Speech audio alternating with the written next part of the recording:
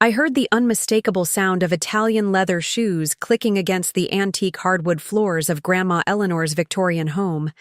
I didn't need to turn around to know who had entered the library. Only one person would wear Ferragamos, to stride through a house still draped in mourning. Before we jump back in, tell us where you're tuning in from, and if this story touches you, make sure you're subscribed. Because tomorrow, I've saved something extra special for you. My cousin Valerie had arrived, and her timing was as calculated as her smile was false. Still buried in those dusty old books, I see. Valerie's voice dripped with artificial sweetness as she surveyed the library where I'd spent countless hours with Grandma Eleanor. Some things never change, do they, Rebecca? I continued cataloging. My grandmother's first edition collection, carefully noting each volume in the leather-bound registry she'd kept meticulously updated for decades. The familiar smell of aged paper and leather bindings had always been a comfort. But today, it felt like the last fragile connection to the woman who'd raised me after my parents died. "Hello, Valerie," I finally replied, turning to face my cousin. The funeral was yesterday. Most people would consider it too soon for a social call. Valerie's crimson lips curved into what might pass for a smile if you didn't know better. Her designer outfit, black but somehow still ostentatious, seemed more appropriate for a fashion show than a mourning period.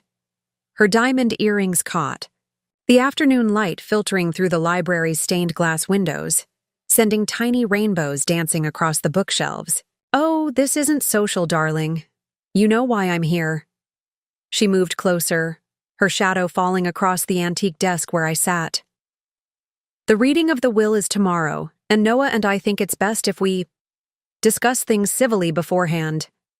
I carefully closed my grandmother's registry, wiping my ink-stained fingers on a cloth. "There's nothing to discuss, Valerie. This is Grandma Eleanor's house, her estate." "Her estate?" Valerie corrected, emphasizing the word as she ran her manicured fingers along the edge of a priceless 18th-century globe. "And since Noah has managed her financial portfolio for the past decade, we believe we're entitled to our fair share. The house alone is worth over $1 million in today's market." The antique letter opener in my hand suddenly felt heavier, its silver handle warming against my palm. Noah, my older cousin and Valerie's husband, had indeed been Grandma's financial advisor, the same Noah who had nearly bankrupted her with a series of guaranteed investments before I discovered the discrepancies 3 years ago. The same Noah who almost lost half her savings on cryptocurrency schemes? I asked, keeping my voice steady. "That Noah?" Valerie waved her hand dismissively, her diamond tennis bracelet catching the light. "Ancient history. Eleanor forgave him. They had lunch every month at the country club, until—" She paused dramatically, as if my grandmother's death had been orchestrated for maximum inconvenience.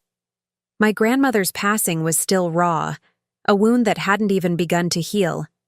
She'd been gone just 18 days, and here was Valerie, circling, what she thought was easy prey. My fingers tightened around the letter opener before I consciously relaxed them. "Grandma wouldn't have left Noah anything," I said firmly, standing to my full height, which still left me several inches shorter than Valerie in her designer heels. She was many things, but she wasn't naive. Valerie's artificial smile faltered momentarily. "We'll see about that. Your brother Thomas seems to think differently." The mention of my brother sent an uncomfortable chill down my spine. We hadn't spoken properly since Grandma's funeral, where he'd spent more time consoling Noah than supporting his own sister. "You've spoken to Thomas?" "Oh, honey." Valerie stepped closer, her voice dropping to a conspiratorial whisper that reeked of expensive perfume. "We've done more than speak. He's been very helpful." I set the letter opener down carefully, remembering Grandma's words from years ago. "Knowledge is a powerful weapon, Rebecca, but never a cruel one. Even the sharpest words should be wielded with precision, not malice." "Get out of this house, Valerie," I said quietly. "Before I forget." "I manners," she laughed, the sound like crystal shattering on marble floors. Your house? That's adorable. This property is worth $1. $2 million, Rebecca. Did you really think you'd get to keep it all to yourself? Playing librarian in your grandmother's mansion while the rest of us get nothing? My grandmother restored this house room by room, I said, my voice steady despite the anger building inside me. She cataloged every book, preserved every historical detail, maintained every inch of woodwork and plaster. This isn't about money. This is about legacy. Legacy? Valerie snorted, adjusting her designer watch. Wake up, Rebecca. Everything is about money. And tomorrow, when that will is read, you're going to learn that the hard way. She turned to leave, but paused at the library doorway. Oh, and you might want to start packing up these books. Noah and I will need at least a month to renovate before we list the property with our realtor. As her heels clicked down the hallway, I looked down at the registry where my trembling hands had smudged the fresh ink. Grandma had always said, books were windows to other worlds, but at that moment, all I could see were the pages of my life being rewritten without my consent. I pulled out my phone and dialed the one person I knew would understand. Melanie? It's me. Valerie just paid me a visit. I sighed, sinking back into the leather chair. Yes, she's exactly as awful as we thought. Can you come over? There's something about the will I need to discuss with you. My best friend's voice was firm and reassuring on the other end of the line. I'll be there in 30 minutes. Don't worry, Rebecca. Your grandmother was more strategic than they know. As I ended the call, I noticed a small envelope that had fallen from between the pages of the registry. The handwriting on it was unmistakably my grandmother's elegant script, and it was addressed simply to Rebecca, when the vultures circle. I picked it up with shaking hands, wondering how long it had been waiting there, hidden among the books she'd loved so dearly. The envelope felt heavy, like it carried more than just paper. Well, Grandma, I whispered, turning the envelope over in my hands. Looks like you left me one last story to read. The sound of Valerie's car engine faded into the distance as I stood in the library, holding what felt like the first piece of a puzzle my grandmother had left behind. Whatever game Valerie and Noah were playing, I had a feeling they were about to learn they'd chosen the wrong opponent. The old Victorian house creaked and settled around me, almost as if it were agreeing. For as long as I could remember, this house had been my safe haven. First as a frightened 8-year-old orphan, then as a bookish teenager who preferred the company of classic literature to high school parties, and now as a 32-year-old librarian who had returned to care for her aging grandmother. I ran my fingers along the spines of the books nearest to me, first editions of Austen, Dickens, and Bronte that Grandma had collected over her lifetime. Each one had a story beyond the words printed on its pages, where she'd found it, what she'd sacrificed to acquire it, who had owned it before. She'd taught me that objects carried histories just as people did, and that preserving those histories was a sacred trust. The thought of Valerie and Noah selling off these treasures piece by piece made my chest tighten.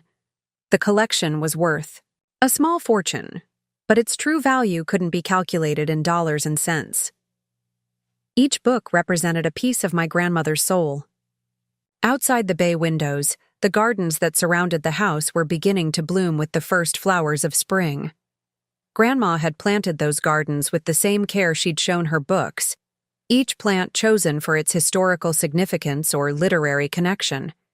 Roses for Shakespeare, lavender for Austen, foxglove for the Brontes. Another legacy Valerie wouldn't understand or appreciate. I looked down at the envelope in my hands again.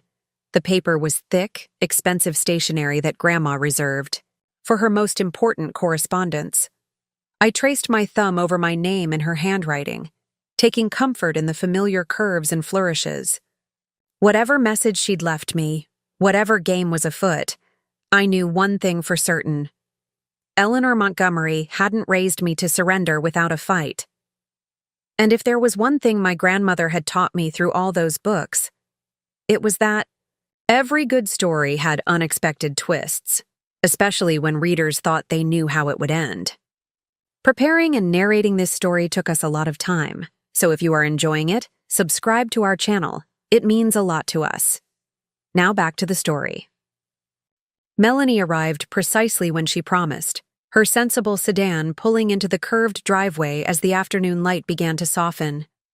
Through the library window, I watched her emerge with her leather briefcase in one hand and a bottle of my favorite red wine in the other. Typical Melanie, always prepared for both business and emotional support. "I figured we might need this," she said, holding up the wine as she strode into the library. The familiar scent of her sandalwood perfume mixed with the aroma of old books as she set her briefcase down with a decisive thunk. I was still holding the unopened envelope, perched on the edge of Grandma Eleanor's reading chair. The room smelled of lemon polish and aged paper, a scent I wasn't ready to lose to Valerie's promised renovations. "You haven't opened it yet?" Melanie nodded at the envelope, already moving toward the antique bar cart to locate wine glasses. "I wanted to wait for you," I admitted, turning the envelope over again. After what Valerie had said about Thomas helping them, I needed an ally present. Melanie handed me a generously poured glass of Merlot. "Open it, Rebecca. Your grandmother was very specific about certain things being revealed at certain times." My head snapped up. "What do you mean?" She settled into the leather armchair opposite mine, her expression both professional and compassionate. "Open the letter, Rebecca." With trembling fingers, I broke the wax seal. Grandma Eleanor had always appreciated these old-world touches. Inside was a single sheet of her personal stationery and a small brass key that glinted in the late afternoon light. "Dear Rebecca," I read aloud, my grandmother's voice seeming to echo in my head. "If you're reading this, then someone has already made a move on the estate. Knowing human nature as I do, I'm guessing it's Valerie. She always did remind me of those characters in Victorian novels who smile while plotting inheritance schemes, all teeth and no heart." Melanie snorted into her wine glass, and I couldn't help but smile. Grandma's literary references had always been spot on. "The key enclosed opens the false bottom of the third drawer in my writing desk," I continued reading. "Inside, you'll find everything you need to protect what's yours. Remember what I taught you about chess. Sometimes you must sacrifice a pawn to protect the queen. Love, Grandma Eleanor." I looked up at Melanie, who was already moving toward the mahogany writing desk that had sat in the library's bay window for as long as I could remember. "You knew about this?" The question came out sharper than I intended. "I helped her set it up," Melanie admitted, gesturing for me to use the key. "Your grandmother came to me 6 months ago, right after her diagnosis. She knew exactly how things would play out." A strange feeling settled in my stomach, part grief, part astonishment. Even in her final months, weakened by illness, Grandma Eleanor had been 3 steps ahead of everyone. The drawer opened with a soft click. I removed the false bottom, revealing a thick manila envelope and a USB drive nestled in the hidden compartment. "Before you look at those," Melanie said, settling on the edge of the desk, "there's something you need to know about tomorrow's will reading. Your grandmother added a codicil 4 days before she died." "A what?" "A modification to the will." Melanie's expression was impossible to read. "And trust me, it's going to change everything." I spread the contents of the manila envelope across the antique desk. Photographs spilled out, dozens of them. Valerie meeting with someone in a dimly lit restaurant. Noah entering the office of a lawyer who wasn't Melanie. Bank statements, email printouts, text message screenshots. "Grandma had them investigated?" I asked, stunned by the thoroughness of the documentation. "Better." Melanie's smile was sharp as a paper cut. "She had them followed. That USB drive contains audio recordings of Noah attempting to access your grandmother's investment accounts without authorization 2 weeks before she died." My hands shook as I picked up one of the photos. "Is that Thomas meeting with Valerie and Noah at the country club?" 3 weeks before your grandmother's death, Melanie confirmed. But look at his face in the next photo. The second image showed my brother leaving the meeting, his expression a mask of barely controlled disgust. He was holding what looked like a check in his hand. He kept that check as evidence, Melanie explained. Brought it straight to your grandmother. That's when Eleanor knew she had to act quickly. My head was spinning. But Valerie said Thomas was helping them. Your brother has been playing a dangerous game, Rebecca, feeding them just enough information to keep them confident while helping your grandmother gather evidence of their conspiracy. I sank back into Grandma's reading chair, trying to process this revelation. Why didn't he tell me? Because Valerie needed to show her hand first. Melanie pulled out some legal documents from her briefcase. Tomorrow, when I read the will, Valerie and Noah are going to think they've won. The initial reading will grant them a significant portion of the estate. What? I stood up so fast my wine glass tipped over, staining a first edition copy of Great Expectations that lay open on the side table. Let me finish. Melanie held up her hand, unfazed by my outburst. That's when the codicil kicks in. Your grandmother set up a trap, Rebecca. The moment they accept the inheritance, they trigger a clause that reveals their attempted manipulation and financial fraud. Everything, the photos, the recordings, the unauthorized access attempts, becomes part of the legal record. Understanding dawned slowly as I stared at the evidence spread across the desk. She made them think they won so they'd incriminate themselves.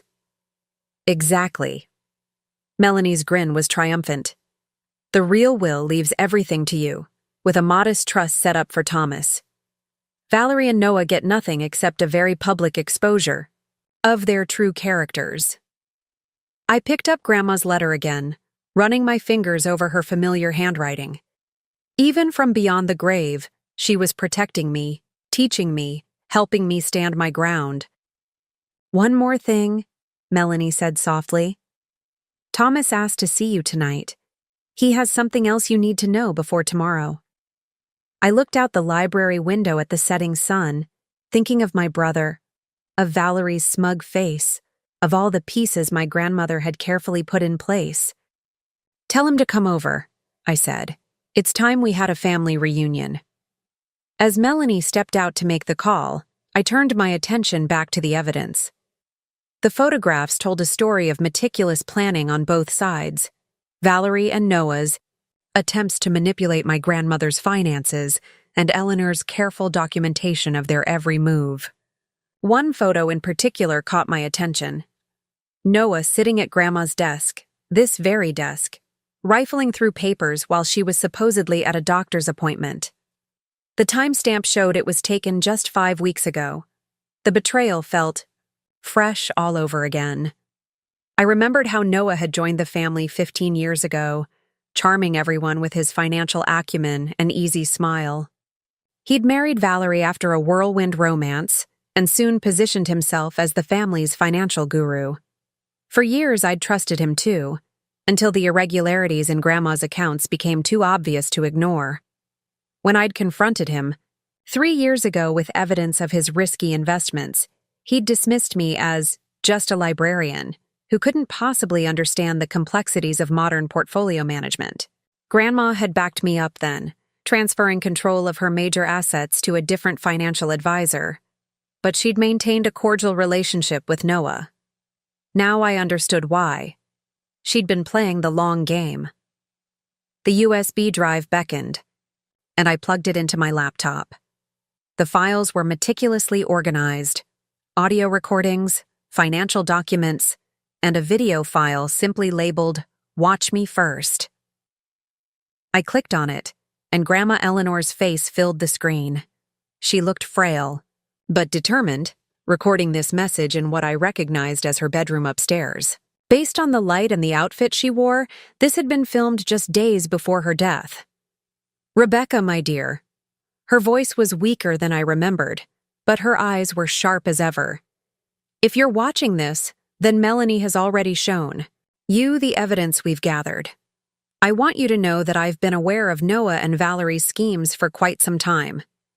What began as financial opportunism has evolved into something more determined and more dangerous. She paused to catch her breath, and my heart ached seeing her struggle. They believe I'm unaware of their attempts to access my accounts, to redirect my investments, even to have me declared mentally incompetent. What they don't realize is that I've been documenting everything, with Thomas's help and Melanie's legal guidance. She smiled then, that familiar, mischievous smile that had always preceded her most brilliant ideas. Tomorrow they'll walk into a trap of their own making. The will's codicil ensures that. But Rebecca, this isn't just about money or even justice. It's about legacy, about ensuring that what I've built and preserved continues in the hands of someone who understands its true value. Tears welled in my eyes as she continued. You've always been that person, from the moment you came to live with me as a child.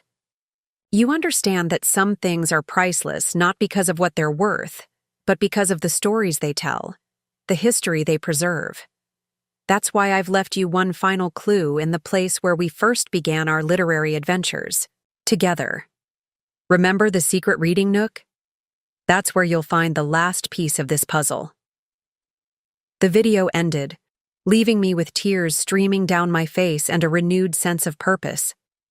The secret reading nook, the window seat in the third-floor turret, where Grandma had first read me Jane Eyre after my parents' funeral.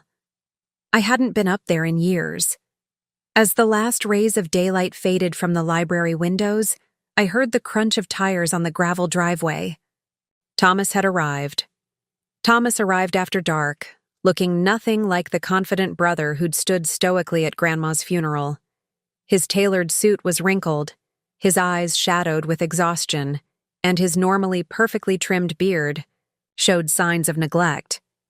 He hesitated at the library doorway, clutching a leather portfolio like a shield. You look terrible, I said, breaking the uncomfortable silence. Yeah, well, playing double agent isn't as glamorous as the spy novels make it seem. He attempted a smile that didn't reach his eyes. Can I come in? I gestured to the chair across from me. Melanie had stepped out to make some calls, but the evidence of our earlier discovery still littered Grandma's antique desk. I see you found Grandma's insurance policy, Thomas said, nodding at the photographs. Why didn't you tell me what you were doing? The question came out sharper than I intended. He slumped into the chair, looking older than his 35 years. Because I needed to make it right, Becca. After everything with Noah, the way I dismissed your concerns about Grandma's finances. I was an idiot. You were my brother, I corrected. You were supposed to be on my side. I know. He opened the portfolio and pulled out a check. This is what Valerie offered me to testify that Grandma wasn't of sound mind when she made her final will. $200,000 to betray my own sister. I stared at the check, then at my brother. But you didn't cash it. No, I took it straight to Grandma. Thomas's voice cracked. You should have seen her face, Becca. Not angry, just disappointed. That's when she told me about her plan. The antique mantel clock ticked loudly in the silence that followed, each second emphasizing the gulf of misunderstanding that had grown between us over the last 3 years. There's more, Thomas continued, pulling out a digital voice recorder. I recorded everything, every meeting, every offer, every threat. He pressed play, and Valerie's voice filled the room. Once the old lady kicks it, we'll contest the will with your testimony about her mental state. With your statement and Noah's long relationship with her finances, we'll get control of everything. Rebecca won't know what hit her. My hands clenched into fists as the recording continued. Thomas fast-forwarded a bit. Wait, there's worse. Noah's voice now. We'll sell the rare books first. They're the most liquid assets. Then the property. The Victorian market is hot right now. Rebecca can go back to her little public library job and her pathetic book club. She never deserved any of this anyway. Turn it off, I whispered. Thomas complied, then pulled out one final document. This is why I came tonight, Becca. Noah and Valerie didn't just want the money. They wanted revenge. Revenge for what? For making Noah look bad when you exposed his investment schemes. For making him lose his position as Grandma's financial advisor. The memory hit me like a physical blow. Standing in this very library 3 years ago, presenting Grandma with the evidence of Noah's mismanagement, watching her face as she realized how close she'd come to financial ruin. Noah was Grandma's advisor for 8 years, Thomas continued. He planned everything, worked his way into the family, positioned himself as the financial expert, even encouraged Valerie to cultivate a relationship with Grandma. This document proves he's been siphoning funds from at least 3 other elderly clients. He's been running a long con, Becca. I snatched the paper, scanning the bank transfers and account numbers. Grandma knew about this? Found out right before her diagnosis. She was building a case against him, but the cancer. Thomas's voice trailed off. That's when she started planning this instead. Said sometimes justice needs to work outside the system. The codicil, I murmured. Yeah, tomorrow's going to be brutal, Becca. They think they've got it all figured out. Valerie's even hired a videographer to document the historic transfer of Grandma's literary collection to their possession. Despite everything, I laughed. She hired a videographer to record her own downfall? Grandma would have appreciated the literary irony.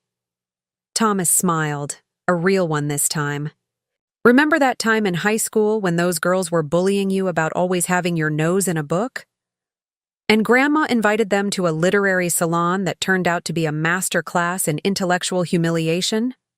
I joined him, at the window, looking out at the darkened garden. She quoted Shakespeare at them until they fled. The empty vessel makes the loudest sound, Thomas quoted. I see clearly now, Thomas. I see what Grandma was trying to teach us, even at the end. That sometimes the best victory isn't in confrontation. It's in letting your enemies defeat themselves, I finished. The mantel clock chimed the half hour, reminding us that tomorrow was getting closer with each tick. You should get some rest, Thomas said, gathering his evidence. Tomorrow's going to be one hell of a show. As I watched him leave, I touched the cool glass of the window pane. Grandma had always loved these old windows, with their wavy imperfections that cast strange, beautiful patterns when the light hit them just right. She'd said they were the eyes of the house, witnesses to generations of stories. Tomorrow they would witness justice served exactly as she had planned. After Thomas left, I found myself drawn to the third-floor turret room Grandma had mentioned in her video. The narrow spiral staircase creaked under my feet as I climbed, flashlight in hand. The electricity in this part of the house had always been temperamental, another charming quirk of Victorian architecture that Valerie would have modernized without a second thought.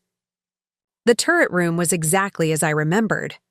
Circular, with windows facing in 3 directions and built-in bookshelves covering every available inch of wall space. The window seat where Grandma and I had spent countless hours reading together was draped with the same faded velvet cushions, now dusty with disuse.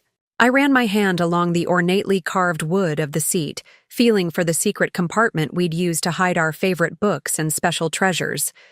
There, a small indentation that revealed the hidden latch when pressed just right. The panel slid open with a familiar whisper of wood against wood. Inside was another envelope, this one yellowed with age, and a small leather-bound book I didn't recognize. The envelope bore my name in Grandma's handwriting, but the ink had faded, suggesting it had been written long before her recent illness. Inside was a single sheet of paper, the deed to the house, transferred solely into my name. The date on the transfer was from 5 years ago, long before any of the current drama had unfolded. Attached was a brief note. Rebecca, this house has been in our family for 5 generations. I've watched you love every creaking floorboard and fogged window pane since you came to live with me. The true ownership has always been in your heart, but now the legal ownership is yours as well.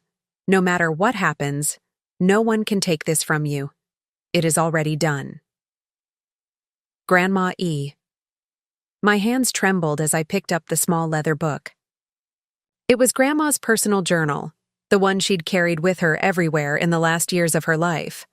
I'd never read it, would never have invaded her privacy that way, but she had clearly left it here for me to find. Opening it to where a ribbon marked a page, I found an entry dated just after my confrontation with Noah 3 years ago. Rebecca showed tremendous courage today. Despite Noah's attempts to belittle her concerns, she stood firm in the truth. She reminded me so much of myself at her age, unwilling to be bullied or gaslighted, even by those with more apparent authority. Noah's reaction confirmed all my suspicions. The way his face contorted with rage when challenged by a mere librarian revealed his true character. Valerie, too, showed her hand with that cutting remark about Rebecca being overly dramatic. I've made arrangements with Melanie today to begin the process of securing my assets, not just for my sake, but for Rebecca's future. There are wolves circling, and I must ensure they cannot harm what I love most. Tears welled in my eyes as I continued reading. Entry after entry documented Grandma's growing concerns, her careful observations of Noah and Valerie's behavior, and her determination to protect both her legacy and me. The final entry was dated just a week before her death. The pieces are in place. Melanie has the legal documents prepared. Thomas has gathered the evidence. The trap is set. I only regret that I won't be there to see it spring, but I take comfort knowing that Rebecca will be. She has always understood what matters. Most, that wealth isn't measured in dollars but in stories, in connections, in the preservation of what is meaningful. Tomorrow I'll record my final message for her. After that, all I can do is trust that the plan will unfold as intended. As Jane Austen wrote, "It isn't what we say or think that defines us, but what we do." I've done all I can. The rest is in Rebecca's hands. I closed the journal, overwhelmed by the depth of Grandma's foresight and love. Even as she faced her own mortality, her primary concern had been protecting me and the legacy we both cherished. The sound of Melanie's car returning drew me back to the present. Tomorrow would bring the confrontation Grandma had so carefully orchestrated. I needed to be ready. As I descended the spiral staircase, journal and deed clutched to my chest, I felt a renewed sense of purpose. Whatever happened at the will reading, I already held the most important pieces of my grandmother's legacy: her wisdom, her courage, and now, I realized, her home. The morning of the will reading dawned bright and clear, sunlight streaming through the stained glass panels that crowned the library windows. I had barely slept, spending most of the night reviewing the evidence Grandma had collected and preparing myself for what was to come. Melanie arrived early, dressed in a crisp charcoal suit that signaled she meant business. She arranged her papers on Grandma's mahogany desk while I watched a small team set up video equipment around the library. "Is everything ready?" I asked quietly as Melanie organized her files. She patted her leather briefcase. "All set. The codicil is sealed in this envelope along with copies of all the evidence. I've also taken the liberty of inviting a court reporter to create an official record of the proceedings." Thomas slipped through the door, looking significantly more put together than he had the previous night. "Valerie and Noah just pulled up," he murmured. "You should see them. Dressed like they're attending a gallery opening rather than a will reading. Valerie's already directing the videographer on the best angles to capture their emotional response to inheriting Grandma's collection." A strange calm had settled over me. After the shock and anger of the previous day, I now felt oddly detached, almost as if I were watching a play unfold rather than experiencing it firsthand. Perhaps this was what Grandma had meant about letting events take their natural course. "Places, everyone," Melanie muttered, straightening her jacket. "The performance is about to begin." Valerie swept in first, wearing a black dress that somehow managed to be both somber and fashionable. Noah followed in a tailored suit, his silver-streaked hair perfectly coiffed. The videographer trailed behind them, adjusting settings and checking light levels. Rebecca. Noah nodded stiffly. It was the first time he'd spoken directly to me since our confrontation 3 years ago. Thomas. His eyes narrowed slightly. At my brother, perhaps sensing something was off. Shall we begin? Melanie announced, taking her place behind Grandma's desk. As Eleanor Montgomery's attorney, I'll be reading her last will and testament, along with any additional documents she prepared before her passing. Valerie settled into a chair, crossing her legs elegantly. We're ready. I noticed she had positioned herself perfectly in frame for the video camera. Thomas caught my eye and gave an almost imperceptible shake of his head. The performance indeed. Before we begin, Melanie said, I want to confirm that everyone understands this is an official proceeding. Everything said here today is being recorded and will become part of the legal record. She nodded toward the court reporter who sat unobtrusively in the corner. Valerie's smile faltered slightly. This hadn't been part of her staging. Melanie opened a formal-looking document. I, Eleanor Victoria Montgomery, being of sound mind and body, do hereby set forth my last will and testament. The initial reading proceeded exactly as Melanie had warned me. Grandma's estate, including the Victorian house, her literary collection, and investment portfolio, valued altogether at approximately $2 million, was to be divided, 55% to me, 45% to be split between Noah and Valerie. I knew it! Valerie exclaimed, grabbing Noah's arm. Eleanor valued our relationship too much to leave us out. I watched Noah's face carefully. Unlike Valerie, who was practically glowing with triumph, he looked wary, his eyes darting between Melanie and the court reporter. However, Melanie continued, her voice cutting through Valerie's celebration, there is a codicil to the will, added 4 days before Eleanor's death. Valerie's smile froze.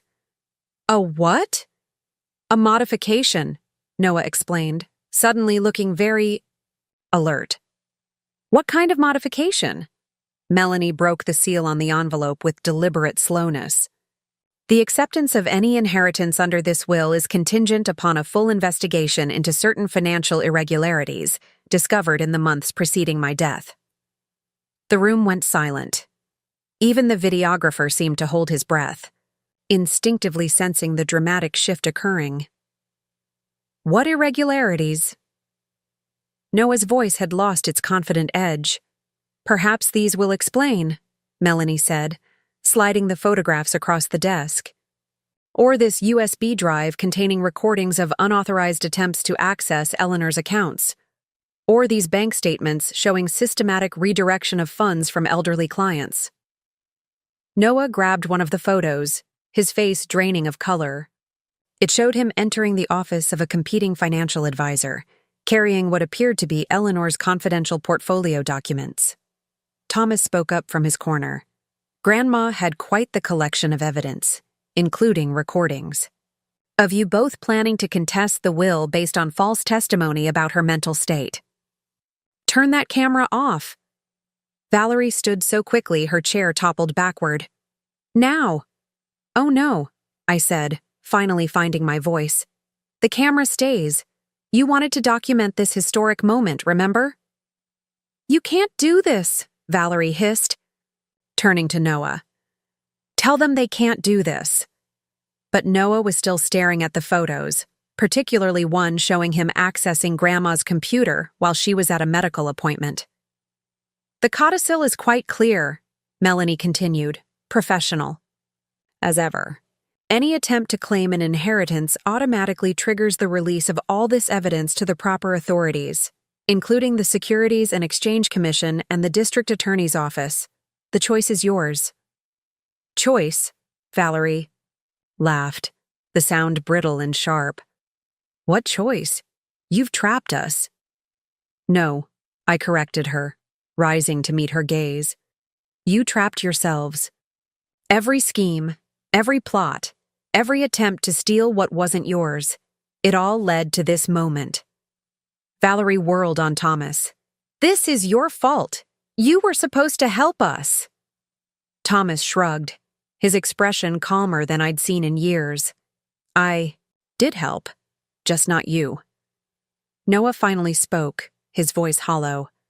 It's over, Valerie. We've lost. The hell it is. She grabbed one of the rare books from a nearby shelf, a first edition Dickens worth thousands. I won't let her win. Melanie quickly pressed a button on her laptop, and Grandma's face appeared on the large monitor we'd set up the night before. The timestamp showed the video had been recorded just 5 days before her death. If you're watching this, Grandma's voice filled the room.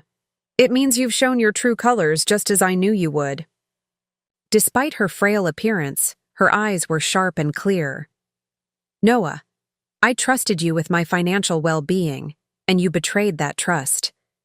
Valerie, you married into this family and immediately began plotting to claim what wasn't yours. Greed is a terrible teacher, but consequences are excellent students. Valerie's mascara ran in black streaks as she set the book down, her hands shaking. She was a manipulative old woman who couldn't stand to see anyone else have nice things. This whole thing is a setup. Ms. Montgomery, the court reporter interrupted. Please control yourself or I'll have to note your outburst in the official record. Note this in your official record, Valerie spat. This isn't over. You think you've won, Rebecca? You think this little trap changes anything? I destroyed better people than you over brunch. Melanie remained calm. Additionally, the codicil specifically states that any threats made during or after the reading of the will shall be considered evidence of intent and will be submitted to the authorities. Along with the financial documentation, Noah stood up, straightening his tie with shaking hands. Valerie, that's enough. We need to consult with our lawyer. Your lawyer is currently being investigated by the Bar Association, Melanie informed them. Eleanor filed a complaint regarding his involvement in the attempt to have her declared mentally incompetent.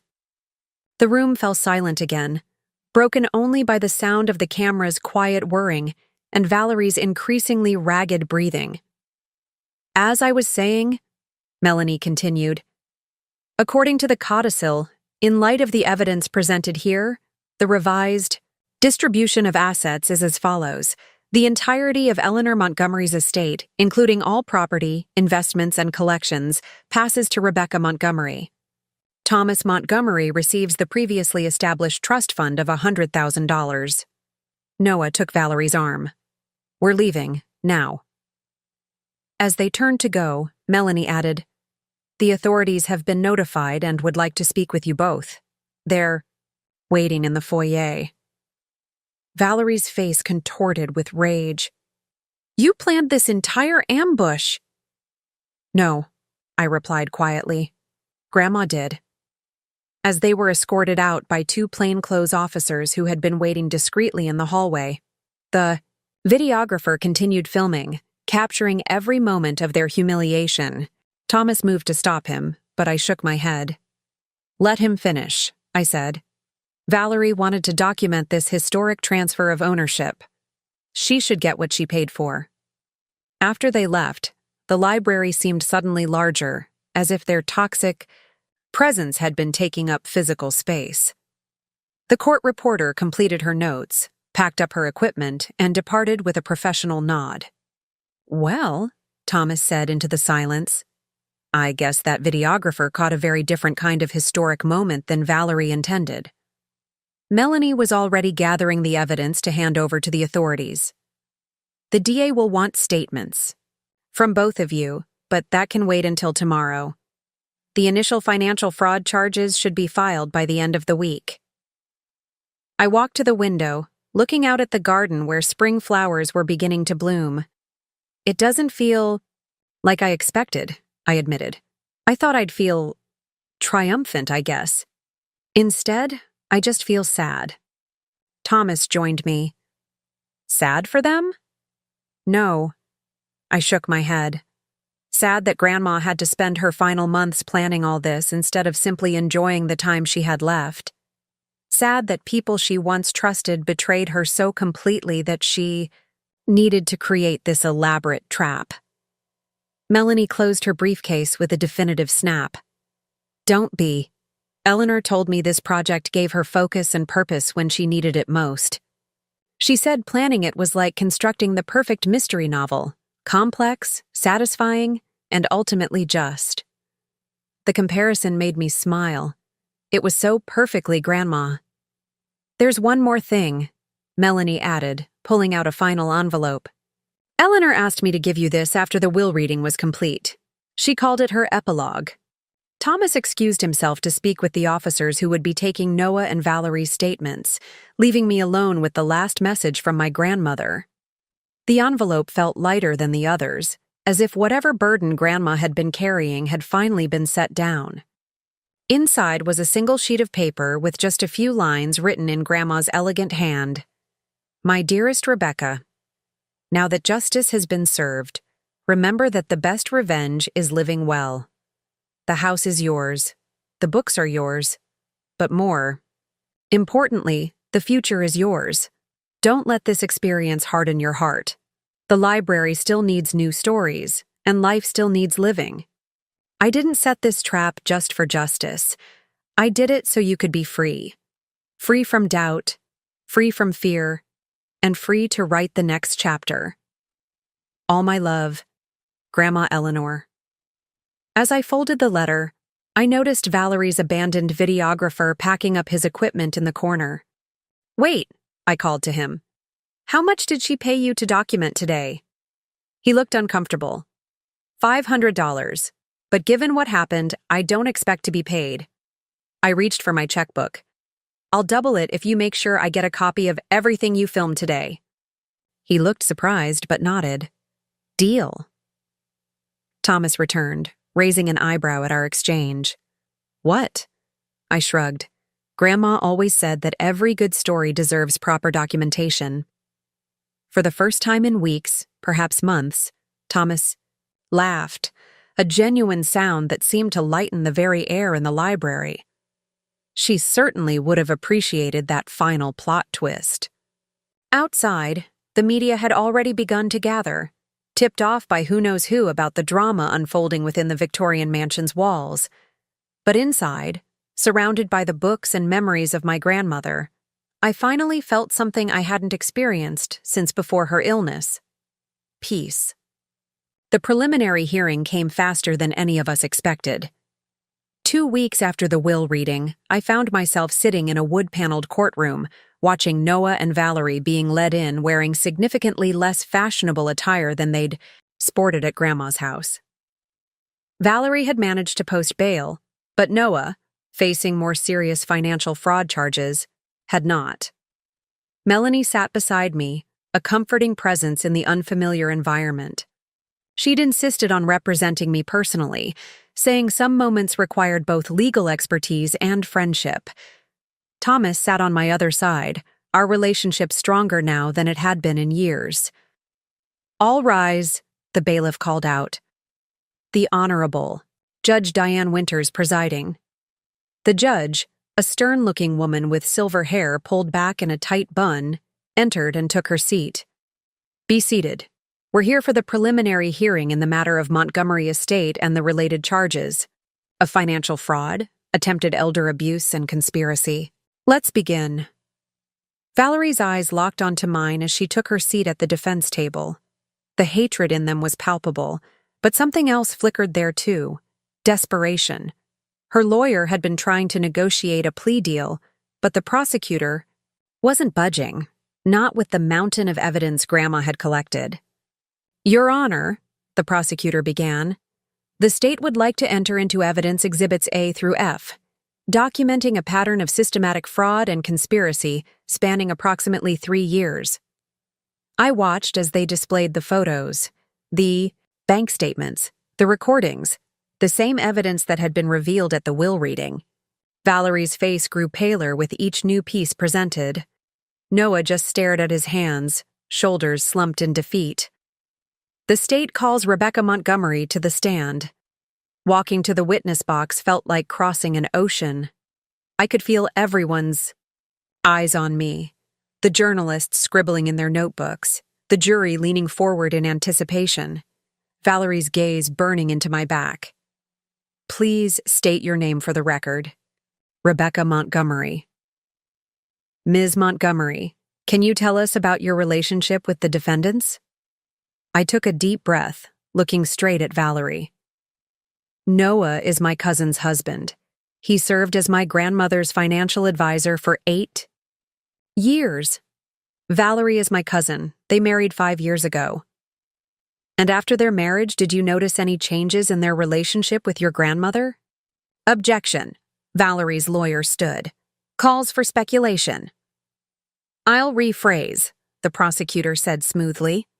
Ms. Montgomery, can you describe the defendant's interactions with your grandmother that you personally witnessed?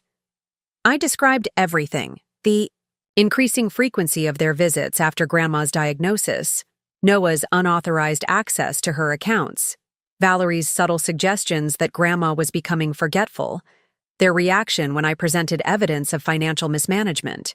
3 years earlier. Ms. Montgomery, the prosecutor held up the documents found in Noah's office. When did you become aware of these plans regarding your grandmother's estate? Objection, Valerie's lawyer shouted. Those documents were obtained without proper authorization. Your Honor, these documents were found in a search conducted with a valid warrant following evidence presented by Eleanor Montgomery herself before her death. The judge peered at Valerie over her reading glasses. Overruled. I learned about them after Grandma's will reading, I answered. My grandmother suspected something like this might happen. That's why she gathered all the evidence and changed her will. She was protecting her legacy even after she was gone. Noah suddenly stood up, his handcuffs rattling. This is absurd. I was her financial advisor for nearly a decade. I made that woman money when the market was crashing. This whole thing is a setup orchestrated by a paranoid old woman who couldn't accept that. Mr. Sullivan, the judge barked, sit down, or I'll have you removed from my courtroom. Valerie grabbed his arm, pulling him back into his seat, but the damage was done. His outburst had revealed more about his character than any evidence could have. Ms. Montgomery, the prosecutor continued once order was restored, can you tell us why your grandmother went to such lengths to document these activities rather than simply reporting them to authorities at the time? I thought about Grandma's video message, about her journal entries, about her final letter to me. My grandmother believed in justice, but she also believed in irrefutable proof. She knew that someone of Noah's professional standing might be able to talk his way out of accusations from an elderly woman, especially if he portrayed her as confused or forgetful. So she built a case that no one could dismiss. The questioning continued for nearly an hour. When I was finally allowed to step down, Melanie squeezed my hand as I returned to my seat. The prosecution calls Thomas Montgomery. My brother's testimony was even more damaging than mine. He described in detail how Valerie and Noah had approached him, offering substantial payment for false testimony about our grandmother's mental state. He played the recordings he'd made of their meetings, each word digging them deeper into legal jeopardy. By the time the morning session ended, Noah's attorney was already signaling to the prosecutor, clearly eager to discuss a deal. During the Achisa lunch recess, Thomas and I sat on a bench outside the courthouse, sharing a sandwich from the deli across the street. I never thought we'd be here, he said quietly. When Grandma first told me what she suspected, I couldn't believe it. Noah always seemed so competent, trustworthy. That was his talent, I replied, making people trust him while he systematically betrayed them. The prosecutor thinks Noah will take a deal, Thomas said. He'll have to give up his financial licenses, pay restitution, and serve at least some time. But by cooperating, he might avoid the maximum sentence. And Valerie? Thomas shrugged. She's facing fewer charges, but her involvement in the conspiracy is clear. She'll probably avoid jail time, but not a felony record. When court resumed, Noah's attorney formally requested time to discuss a plea arrangement. The judge granted a 2-day recess for negotiations. As we left the courthouse, reporters swarmed around us, shouting questions. Melanie expertly guided us through the crowd to her car. No comment except to say that we're cooperating fully with authorities and request privacy during this difficult time, she stated firmly, a perfect echo of what she'd prepared after the will reading. Back at the Victorian house, my house now, I was still adjusting to that reality. We gathered in the kitchen rather than the library. Somehow the cozy, less formal space felt right for processing the day's events. The DA just called, Melanie announced, setting down her phone. Noah's talking. He's admitted to everything, including similar schemes with at least 2 other elderly clients. How many people did he defraud? I asked, appalled at the scope of his crimes. They've identified 5 so far, Melanie said, all wealthy older individuals with significant assets and few close family members to monitor their finances. Your grandmother was actually the only one who caught on to what was happening. Because she had Rebecca, Thomas added. The others were more isolated. A thought struck me. Grandma knew, didn't she? That it wasn't just about her money. That's why she documented everything so carefully. Melanie nodded slowly. She showed me a pattern she'd discovered. Financial advisors targeting wealthy seniors, subtle manipulation of accounts, gradual isolation from family members who might notice irregularities. She wasn't just protecting herself or you. She was trying to stop him from doing this to anyone else. I walked to the kitchen window, looking out at the garden Grandma had tended so carefully. The spring flowers were in full bloom now, a riot of colors against the Victorian home's stately backdrop. We should release a statement, Thomas suggested. Control the narrative before Noah's lawyer tries to spin this as some sort of misunderstanding or family disagreement. Already drafted, Melanie said, opening her laptop. A simple acknowledgement of the ongoing legal proceedings, expression of gratitude for the justice system's thoroughness, and a request for privacy. Professional, dignified, everything your grandmother would have wanted. There's something else? Thomas said, pulling an envelope from his jacket. I found this in Grandma's personal files while I was gathering additional evidence for the DA. It's marked, After Justice is Served, the next chapter.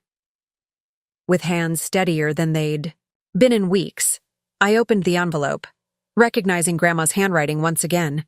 My dearest Rebecca, I read aloud. If you're reading this, then the courts are now handling what needed to be addressed, and you can turn your attention to better things. You've spent so many years helping me preserve the past that I wonder if you've had enough time to consider your own future. I paused, suddenly emotional at her perceptiveness even from beyond the grave. Inside the desk in my bedroom, not the one in the library, but the small writing desk by the window, you'll find a proposal I've been working on.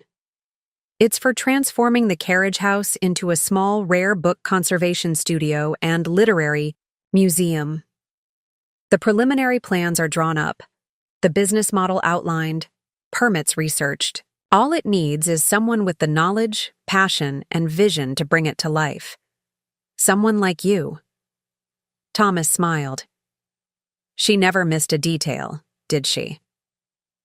The funds for this project, I continued reading, have been set aside in a separate account, untouched by Noah's machinations. Melanie has all the information. This was always my dream for the property, not just a home or a collection, but a living, breathing monument to the power of literature, open to those who truly appreciate it. Melanie was already pulling out additional documents from her bag. She set up everything, the business entity, the conservation fund, even applications for historical landmark status to ensure tax benefits. All it needs is your signature. I looked from the letter to the documents to the Victorian house around me. Not just a valuable piece of real estate as Valerie and Noah had seen it, but a vessel for stories, for history, for connection to something larger than ourselves. Exactly what Grandma had always believed in.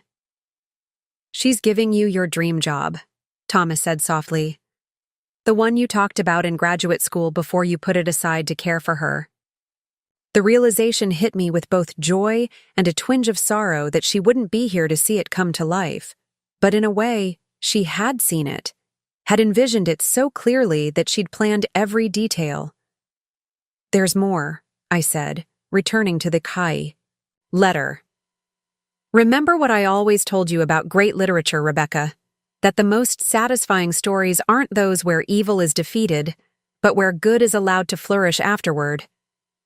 Don't let the Noah and Valerie chapter of our family story define the rest of the book. Write something beautiful instead."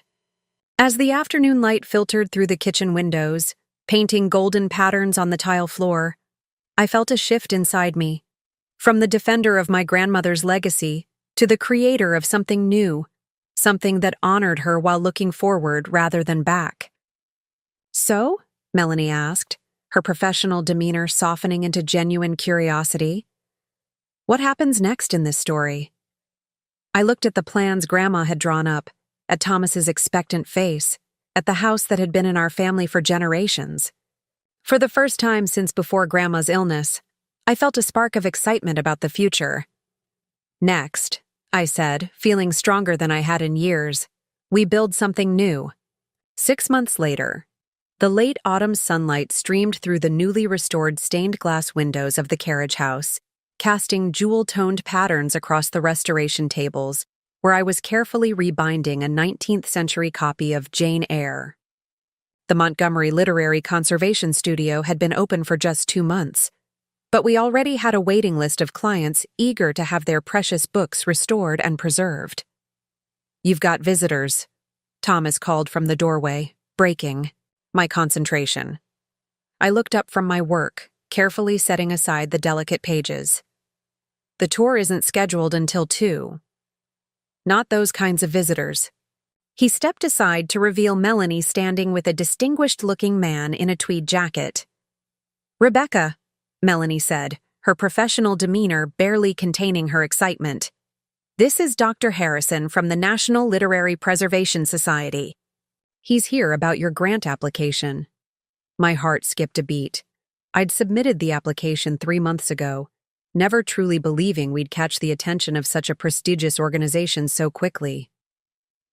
"Ms. Montgomery," Dr. Harrison stepped forward, taking in the restored carriage house with an appreciative eye. "I must say, what you've accomplished here in such a short time is remarkable. Your grandmother's collection alone would be worthy of our attention, but the work you're doing to make conservation techniques accessible to the public is exactly the kind of initiative our organization seeks to support." I wiped my hands on my apron, conscious of the bookbinding glue that still clung to my fingers. "Thank you, Dr. Harrison. The collection and this space are my grandmother's legacy, but the studio's mission is something we're building together." I gestured toward Thomas and the 2 graduate students who were cataloging books in the corner. Dr. Harrison nodded. "That's precisely why I'm here in person rather than sending an email. The committee was unanimous in its decision. The Montgomery Literary Conservation Studio has been awarded our annual preservation grant, $75,000 to expand your educational programs and conservation work." The news left me momentarily speechless. When I'd drafted the application at Melanie's insistence, I'd seen it more as a practice exercise than a realistic funding opportunity. "We're honored," I finally managed. "This will allow us to offer scholarships for our workshop series and expand our community outreach." "The committee was particularly impressed with your proposal to work with local schools," Dr. Harrison continued. "Introducing young people to book conservation isn't just about preserving old texts. It's about fostering appreciation for literature and history in the next generation." After Dr. Harrison left, having extracted a promise that I would attend the formal grant ceremony in New York the following month, Thomas, Melanie, and I gathered in what had once been the carriage house's tack room, but now served as our small office. "This calls for a celebration," Thomas declared, pulling a bottle of champagne from the small refrigerator we kept stocked for special occasions. As he poured 3 glasses, I took a moment to absorb how much had changed in the past 6 months. The courtroom drama had concluded with Noah accepting a plea deal, 8 years in prison, restitution to his victims, and permanent revocation of his financial licenses. Valerie had received 3 years probation and community service, along with a significant fine. Last I'd heard, she'd moved to Arizona, as far from the scandal and our family as she could get. More importantly, the carriage house transformation that Grandma had envisioned was now a reality. The main floor housed the conservation studio and a small exhibition space where visitors could view special pieces from the Montgomery collection and learn about book preservation techniques. The upper floor, once storage space, had been converted into a classroom where we offered workshops on bookbinding, paper conservation, and literary history. To Eleanor, Melanie raised her glass, who knew exactly what she was doing when she left all this to you. To Grandma, Thomas echoed. And to Rebecca, who turned an inheritance into something even better than the original. I smiled at the compliment, but shook my head. Not better, just different. Grandma knew this place needed to evolve to survive. After our impromptu celebration, Thomas headed back to the main house to prepare for the afternoon tour group, retirees from a local historical society who had booked a combined tour of the Victorian home and conservation studio. Since opening the property for limited public access, we'd discovered a surprising enthusiasm for both literary history and historical architecture. Melanie lingered, clearly having something else on her mind. "Out with it," I said, recognizing her "I have legal news" expression. "The DA called this morning," she said. "They've identified 3 more victims of Noah's schemes. Elderly clients from before he even met your grandmother. One case dates back nearly 15 years. I sank into my chair, the champagne's glow fading slightly. "He's been doing this his entire career." "It seems so, but here's the thing. Because of your grandmother's meticulous documentation, they have enough evidence to add charges. His 8-year plea deal might extend significantly." "She would have been satisfied with that," I said after a moment. "Not happy. Grandma never took pleasure in others' misfortune, even when deserved, but satisfied that he couldn't hurt anyone else." Melanie nodded, then pulled a newspaper from her briefcase. "There's something else you should see." It was the lifestyle section of the regional paper. The headline read, "Historic Montgomery Estate Transformed into Literary Preservation Center," accompanied by a photograph of me demonstrating bookbinding techniques to a group of middle school students. "They're calling it a model of cultural preservation and community education," Melanie said. "Your grandmother would have loved this, not the publicity, but seeing her collection becoming a living resource rather than gathering dust." After Melanie left, I returned to the conservation table and the patiently waiting copy of Jane Eyre. As I carefully aligned the signatures of pages, preparing them for the new binding, I couldn't help but draw parallels between book restoration and what had happened with the estate. A book, like a legacy, could be damaged by neglect or malice. But with the right care, the right intentions, and the right techniques, it could be restored and given new life. Different from its original form, perhaps, showing evidence of its journey and repair, but still carrying the essential story within. The afternoon tour arrived precisely on schedule, Thomas leading a group of enthusiastic seniors through the carriage house doors. "And this," he announced with a flourish, "is where the magic happens. My sister Rebecca is one of only 8 certified literary conservators in the state." I looked up from my work, smiling at the visitors. This was my favorite part of our new venture, sharing not just the techniques of conservation, but the joy of connecting with literature on a physical, tangible level. "What are you working on?" asked an elderly gentleman at the front of the group, peering through thick glasses at the book on my table. A first edition Jane Eyre, I explained, carefully turning the book so they could see the title page. Not particularly rare as first editions go, but this copy has a special history. It belonged to my grandmother, who received it from her grandmother, who purchased it in London in 1874. 5 generations of women passing down a book, marveled one of the visitors. Now that's a legacy. The tour continued through the studio, the visitors asking thoughtful questions about paper conservation, leather binding, and the challenges of preserving digital literature for future generations. As always, I found myself energized by their interest, their understanding that these weren't just old books, but vessels of human thought and experience across time. Later that evening, after the visitors had departed and the studio was quiet, I sat alone in Grandma's library, my library now, though I still couldn't think of it that way. The familiar smell of leather bindings and lemon polish surrounded me as I opened my laptop to compose an email to Dr. Harrison, confirming my attendance at the grant ceremony. A soft knock at the door interrupted my thoughts. Thomas entered, carrying a small package. "This just arrived by courier," he said, placing it on the desk. "Certified mail, signature required. Must be important." The package bore the return address of Grandma's Safety Deposit Box Management Company. Inside was a small leather journal I'd never seen before, and a note from the bank manager explaining that Eleanor Montgomery had arranged for this item to be delivered exactly 6 months after her will was executed. "She's still full of surprises," Thomas murmured as I carefully opened the journal. Unlike Grandma's other journals, with their accounts of daily life and observations, this one contained what appeared to be short letters, each dated on the same day, October 15th, but from different years. They were all addressed to me.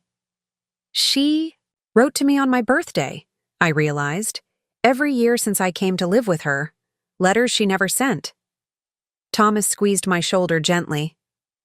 "I'll give you some privacy," he said, slipping quietly from the room. I turned to the first entry, dated 24 years ago. "My dearest Rebecca, today you turn 8. You've been with me for only 2 months since your parents' accident, and I still see such sadness in your eyes.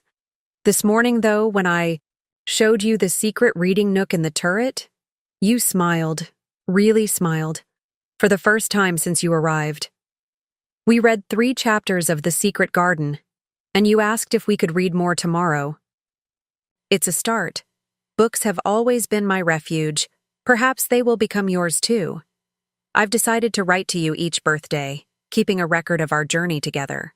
Perhaps someday I'll share these letters with you, or perhaps they'll simply help me remember these precious years. All my love, Grandma Eleanor." Tears blurred my vision as I turned the pages, reading through the annual entries. Grandma had chronicled everything: my awkward teenage years, my college decision, my graduate studies in library science, my decision to return home to care for her during her illness. Each entry was filled with such love, such pride, such absolute certainty in my worth even during times when I doubted myself. The final entry was dated last October, just weeks before her death. "My dearest Rebecca, today you turn 32. I won't be here for your next birthday, a thought that brings me more sadness than I can express. But I've lived long enough to see you become the woman I always knew you could be, intelligent, compassionate, and stronger than you realize. By the time you read this, the difficulties with Noah and Valerie will be resolved one way or another.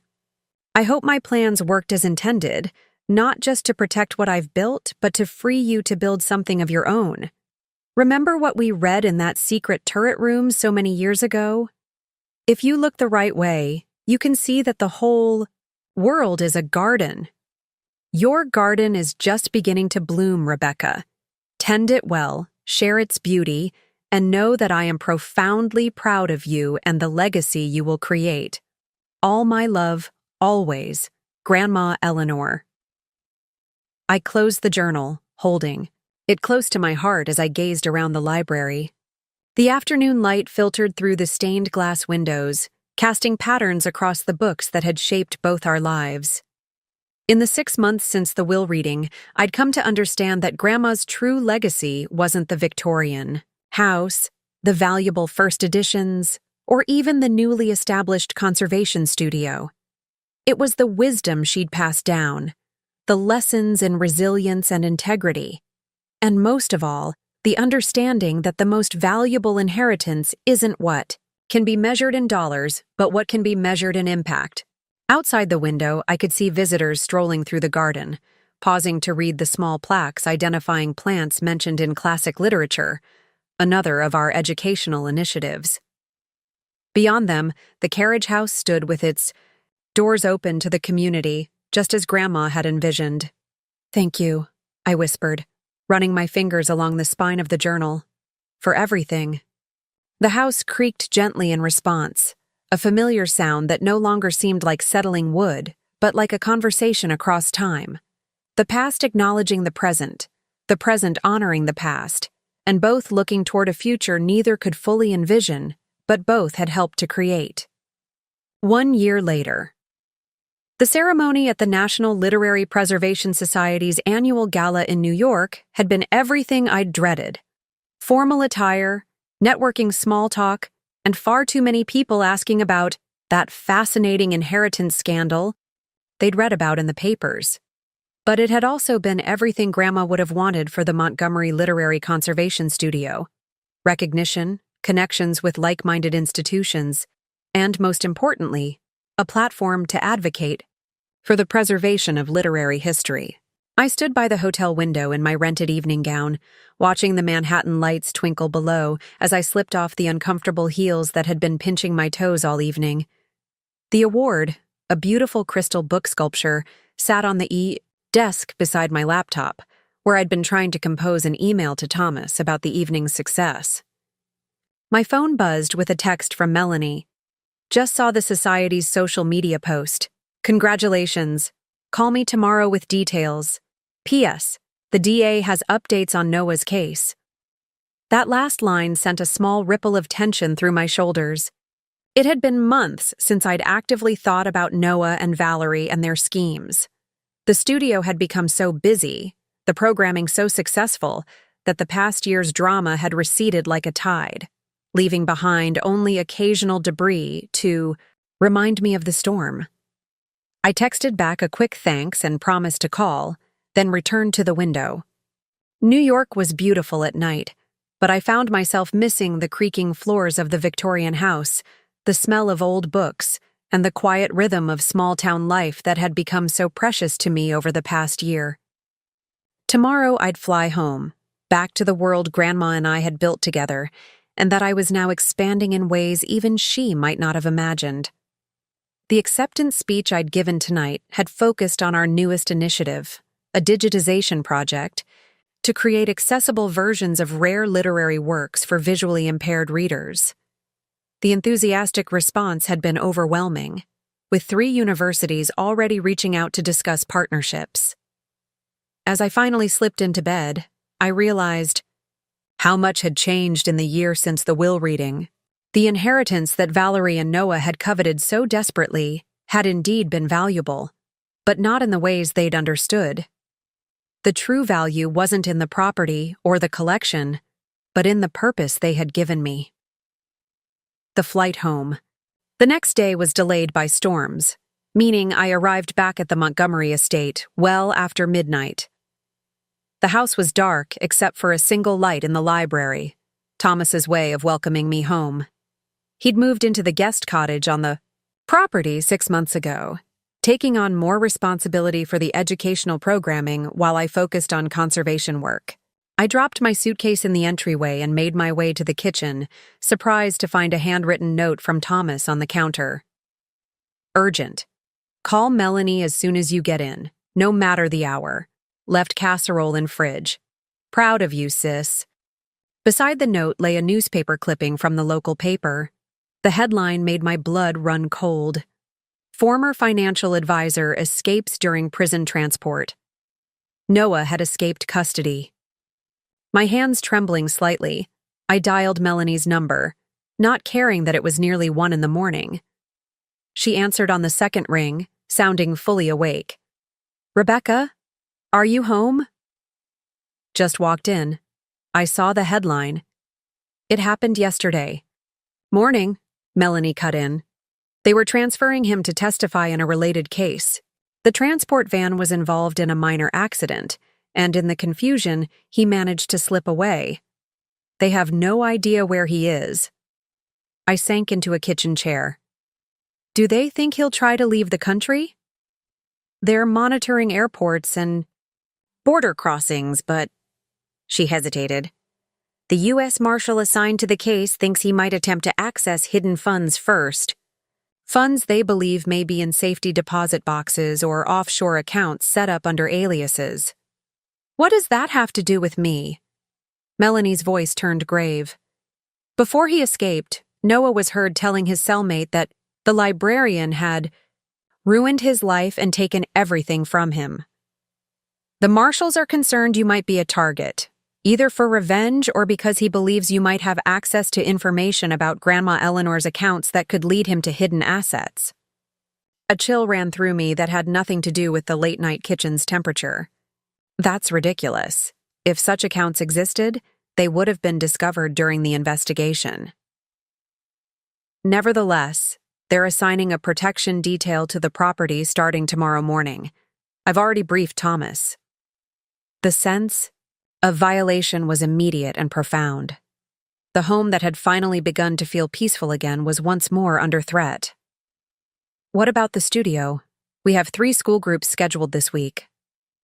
The marshals suggest postponing public events until Noah is recaptured, but they said they can work with you if that's not possible. Their primary concern is your safety. After ending the call with Melanie, I made a quick check of the house's security, a system we'd upgraded considerably after the will-reading drama. Then, despite my exhaustion, I found myself drawn to the library. The familiar space, with its floor-to-ceiling bookshelves and comfortable reading chairs, had always been my sanctuary. I switched on the desk lamp and noticed something unexpected. Grandma's chess set was laid out on the small table by the window, a game apparently in progress. Thomas occasionally played against himself, but this placement seemed deliberate. The pieces arranged in a specific pattern that looked familiar. Moving closer, I recognized it immediately. This was the final position from the game Grandma had taught me when I was 12, a famous strategic puzzle where an apparently losing position could be turned into a win with a single counterintuitive move. She'd used it to teach me about looking beyond the obvious, about patience and strategic thinking. A small piece of paper sat beside the board with Thomas's handwriting. Remember the end game. It wasn't a random message or a casual reminder of a childhood lesson. It was a deliberate communication. Thomas was telling me something without saying it directly. A knock at the front door startled me out of my contemplation. Checking my watch, 1:40 a.m., I moved cautiously to the entryway. Through the sidelight window, I could see a uniformed police officer standing on the porch. "Ms. Montgomery?" he called through the door. "Sheriff's Department. We're conducting security checks on your property as requested by the U.S. Marshal Service." Something felt wrong. Melanie had said the protection detail wouldn't start until morning, and why would they send a single officer in the middle of the night? "Please leave your identification in the mailbox," I called back, remembering the security protocols Melanie had outlined. "I'll verify your credentials and then open the door." There was a pause. Then, "Ma'am, this is an emergency procedure. I need to check the property immediately." The chess game. Thomas's note. The timing was too coincidental. "I'll need to call and confirm the procedure," I replied, backing away from the door toward the library where my cell phone lay on the desk. The pounding on the door grew more insistent. "Ms. Montgomery, open this door now." I grabbed my phone and retreated further into the house, dialing 911 as I moved. When the emergency dispatcher answered, I quickly explained the situation. "Stay on the line," the dispatcher instructed. "Units are already in your area and will be there in under 3 minutes. Find a secure location if possible. The sound of breaking glass from the front of the house sent me running to Grandma's bedroom, the one room in the house with a door that could be securely locked from the inside, a feature from the Victorian era that we'd maintained during renovations. I locked the heavy oak door and wedged a chair under the handle for good measure, then moved to the bay window that overlooked the back garden. In the distance, I could see lights on in the guest cottage. Thomas was home. I texted him quickly. "Intruder, called 911, locked in Grandma's room." His response was immediate. "Police already here, stay put." Through the bedroom door, I could hear movement in the house. Deliberate, searching. Then a voice called out, one I hadn't heard in over a year but instantly recognized.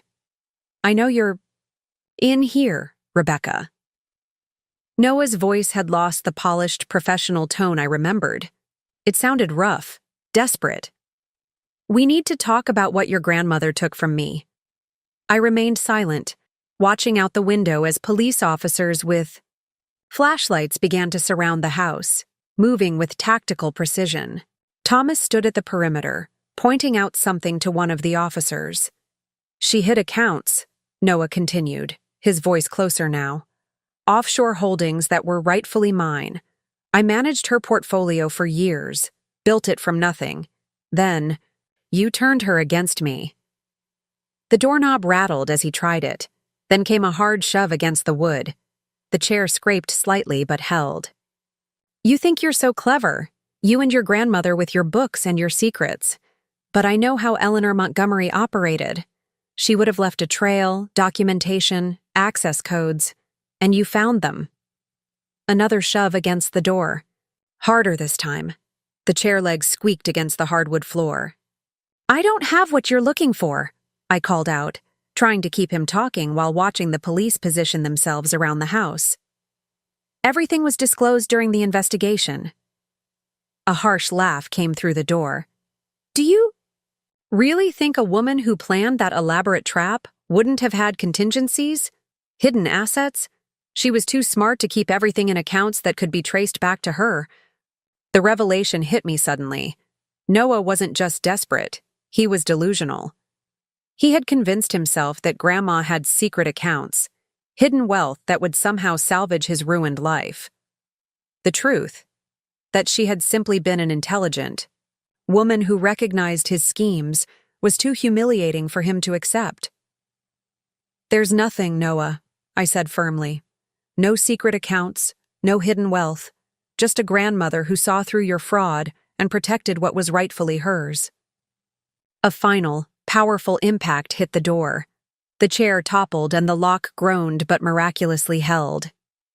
Then came a new sound, the commanding voice of law enforcement, the crash of the front door being breached, rapid footsteps throughout the Yatazia house. "Noah Sullivan, U.S. Marshals, on the ground now." What followed was a blur of shouted commands, a brief scuffle, and finally, the sound of handcuffs clicking shut. When a female officer eventually knocked on the bedroom door to tell me it was safe to come out, I found myself strangely calm. Perhaps the final gift of Grandma's chess lessons. Sometimes the best move isn't the most obvious one. Sometimes, safety comes from stillness rather than flight. In the library, a U.S. Marshal debriefed me on what had happened. Noah had indeed escaped during transport, using a medical emergency he had apparently planned for weeks. He had headed straight for our town, convinced that Grandma Eleanor had hidden offshore accounts worth millions, and that I had found the access information. "We received a tip from your brother earlier today," the marshal explained. "He noticed suspicious activity around the property while you were away and alerted us. We were monitoring the situation but didn't expect Sullivan to make a move so quickly." Thomas joined us, still in his pajamas with a jacket hastily thrown over them.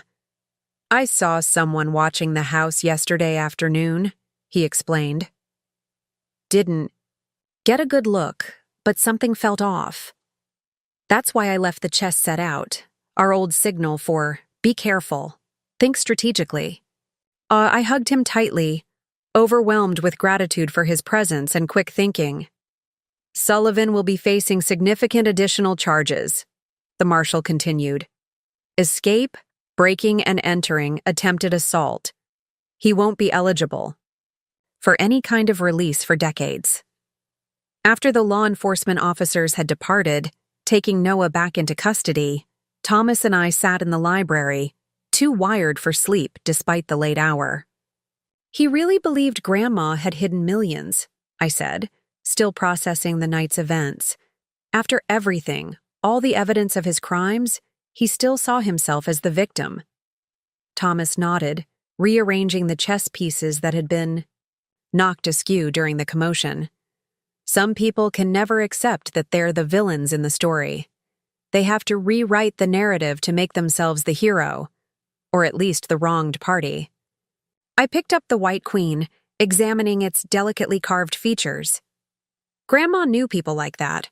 That's why she was always so careful, so strategic. She understood that the most dangerous opponents are the ones who believe they're justified. As dawn began to lighten the library windows, casting long shadows across the chessboard and the bookshelves beyond, I felt a profound sense of closure. Noah's desperate attempt to rewrite history had failed, just as his initial schemes had. The legacy Grandma had fought so hard to protect remained intact, stronger now for having weathered yet another storm.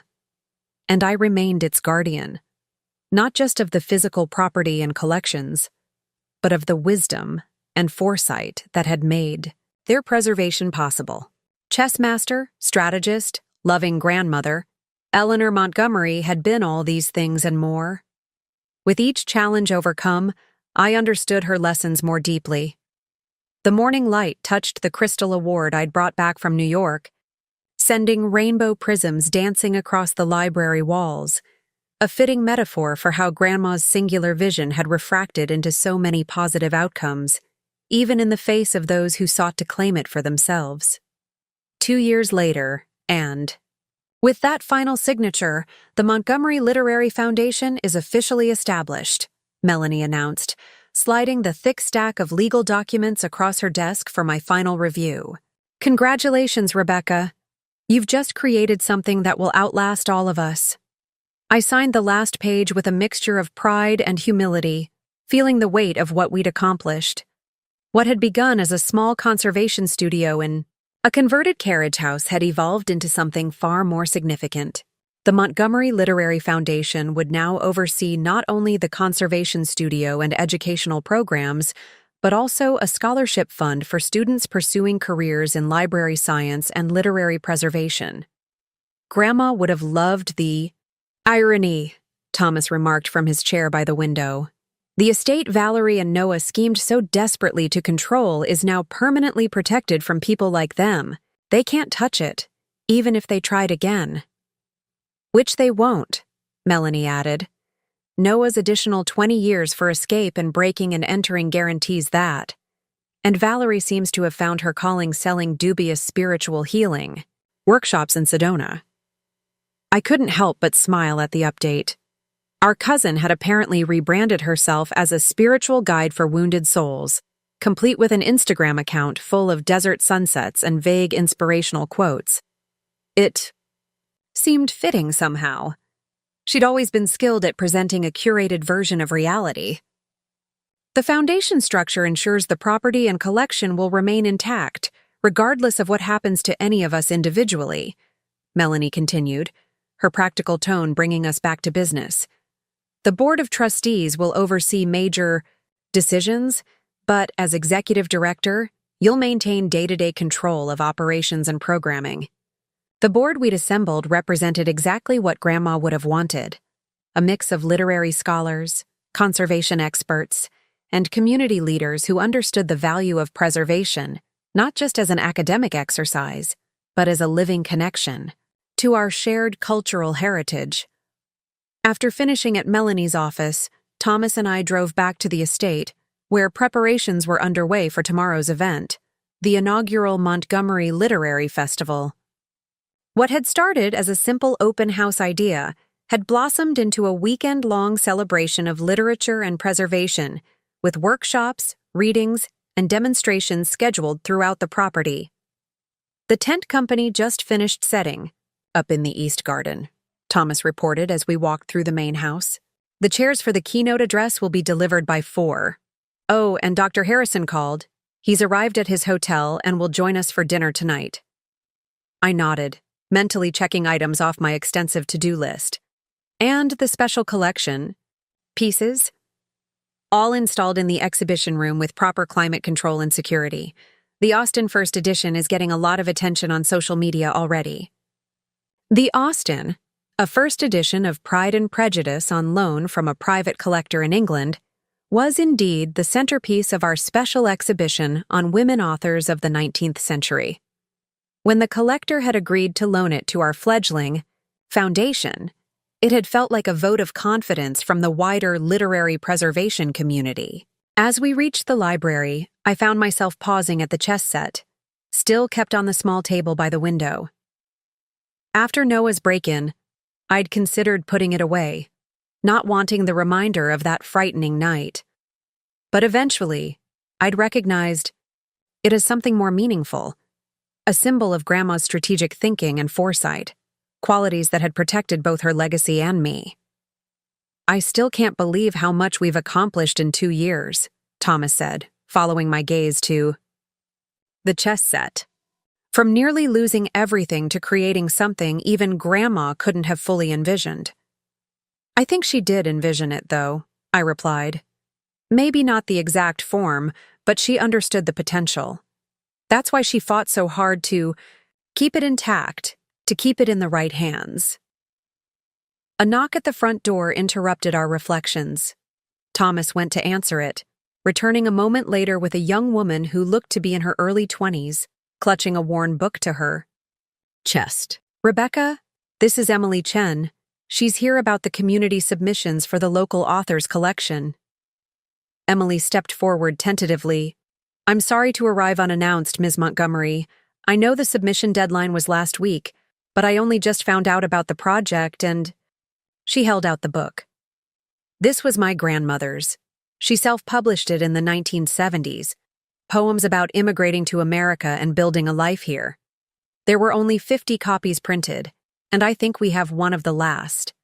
I took the slim volume carefully.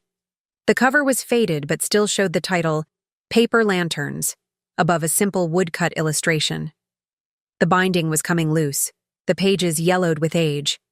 It's exactly the kind of work we're trying to preserve, I said, immediately recognizing its value not in monetary terms, but in its cultural and personal significance. Stories like your grandmother's are often lost because they don't come from major publishing houses or famous authors. Emily's expression lightened. So you'll consider it for the collection? We'll do more than consider it. We'll preserve it properly and include it in our digital archive project. And I'd love to hear more about your grandmother if you're willing to share.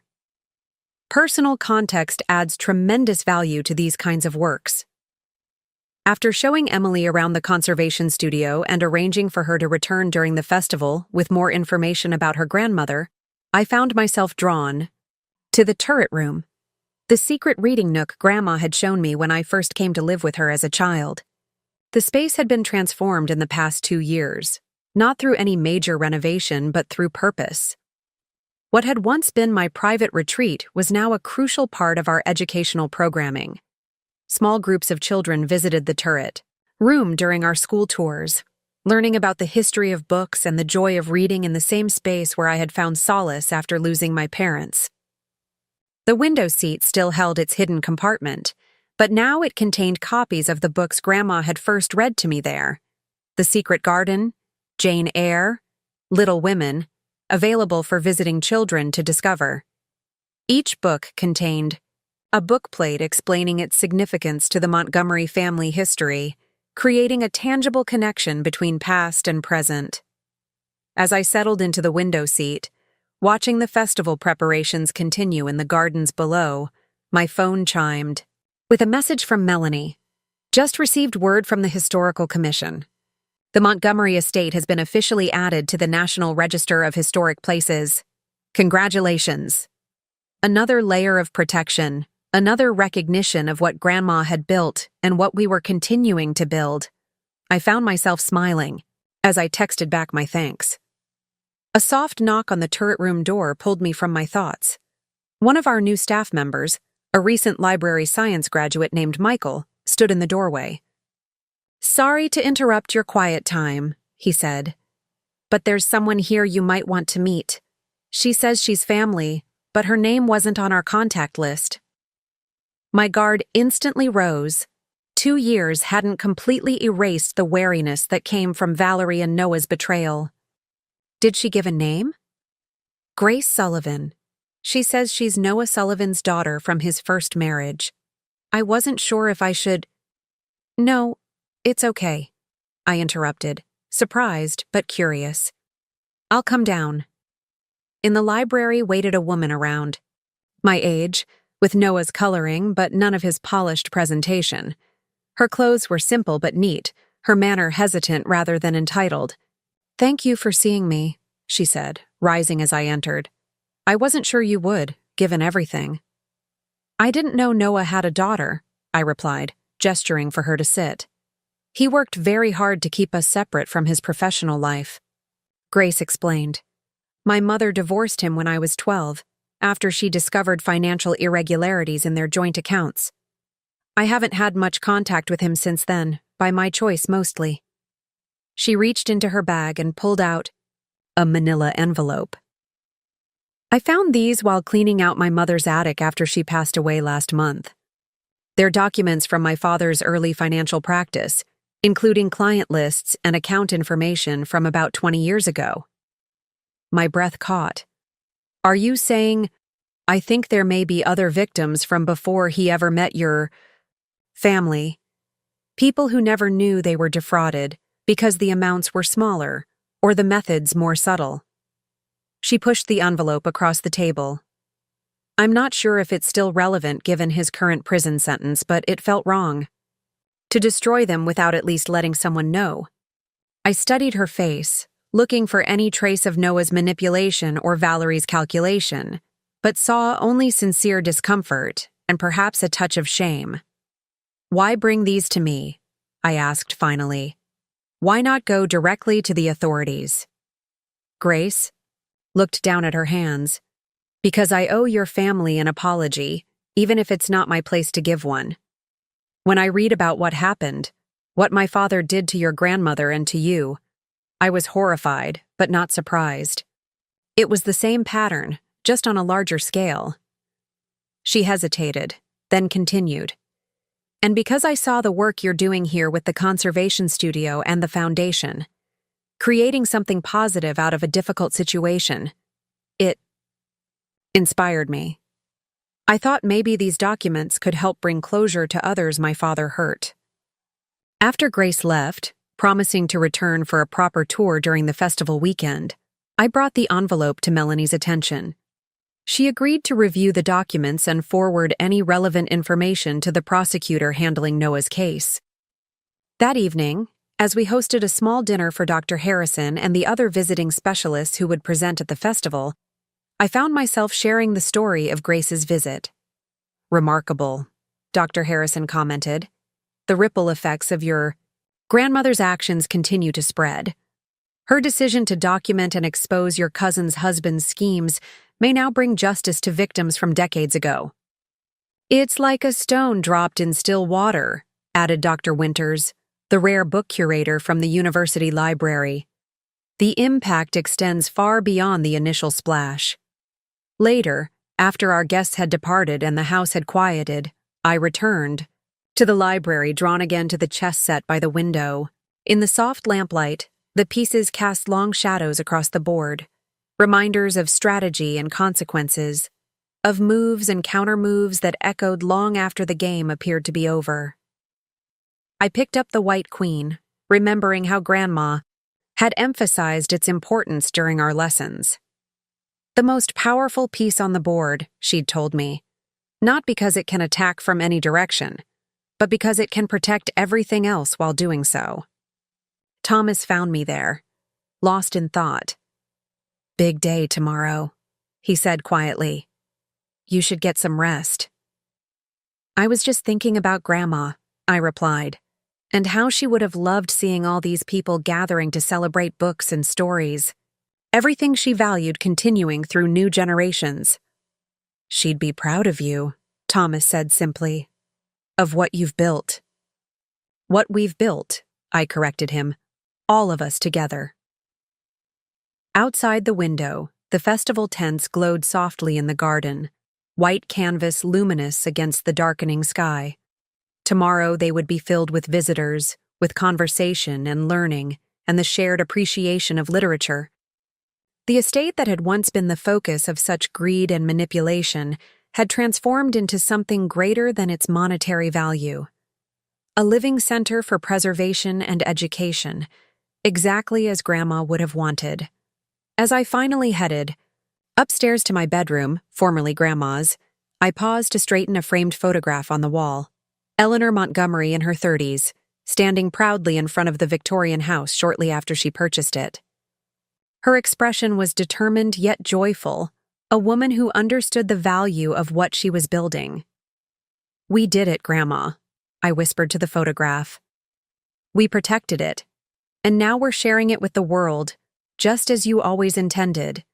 5 years later, the September morning light filtered through the stained glass panels of the library windows, casting kaleidoscope patterns across the antique desk where I sat reviewing applications for the upcoming year's Montgomery Literary Preservation Fellowship.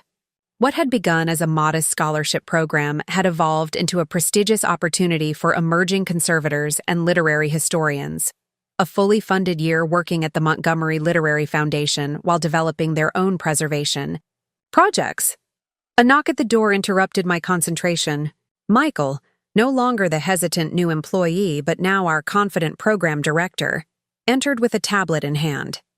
"The architectural team just sent over the final renderings for the education annex," he said, sliding the tablet in front of me. "They've incorporated all your suggested modifications to maintain the Victorian aesthetic while meeting modern accessibility requirements." I swiped through the images, nodding with satisfaction. The planned expansion, a purpose-built educational facility that would connect to the carriage house via a glass-enclosed walkway, represented our most ambitious project yet. When completed, next year, it would allow us to triple our educational programming capacity and provide dedicated space for community workshops. "They've done a beautiful job integrating the new structure with the existing architecture," I observed. Grandma would have approved of the attention to historical detail. "Speaking of historical detail," Michael said, "the appraisal team from Christie's has arrived to begin their evaluation of the Bronte collection."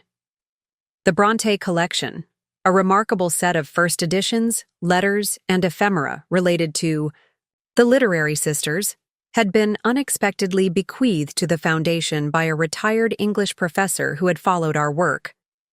The collection's value, both monetary and literary, was significant enough to require professional appraisal for insurance and exhibition purposes. "I'll meet them in the exhibition room," I said, gathering my notes. "And remind me, what time is Dr. Chen arriving?" "Her train gets in at 2. Thomas is picking her up from the station." Michael hesitated, then added, "There's something else you should know. A reporter from the National Literary Review called again. They're doing a feature on literary preservation institutions and want to interview you about the Foundation's journey from private collection to public resource." I sighed softly. "Did you explain our policy about focusing on the work rather than the family drama?" I did, but she was quite insistent. Said the human element was crucial to the story, especially given how the Foundation began. 5 years after the will reading, the media still occasionally tried to revive the sensational aspects of the Foundation's origins. Most had respectfully accepted our preference to focus on the preservation work rather than Noah and Valerie's schemes, but some still hoped for new angles on the old scandal. "Tell her I'll discuss the Foundation's mission and growth, but the family matters are off limits," I decided.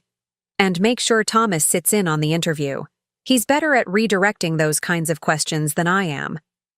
After Michael left, I paused at the chess set, still in its place by the window, though now occasionally used by visitors during our literary games program. The pieces had been recently polished, The board refinished, but they remained essentially unchanged, a tangible connection to Grandma Eleanor and her strategic mind. The foundation's growth over the past 5 years had exceeded even my most optimistic projections. From a single building with 2 staff members, we had expanded to a complex operation with 8 full-time employees, dozens of volunteers, and partnerships with universities and cultural institutions across the country. The initial $2 million estate value had grown as well through careful management, grants, and an endowment campaign, allowing us to expand both our preservation work and educational outreach. I made my way to the exhibition room, formerly the estate's formal dining room, now transformed with museum-quality display cases and climate control systems. The Christie's specialists were already examining the collection, handling each item with the reverence of true book lovers. "Ms. Montgomery," the lead appraiser greeted me. "This collection is even more significant than we anticipated. The marginalia in this first edition of Jane Eyre suggests it may have been a personal copy owned by Charlotte Brontë herself and gifted to a friend." The potential discovery sent a thrill through me, exactly the kind of literary detective work that had fascinated Grandma Eleanor.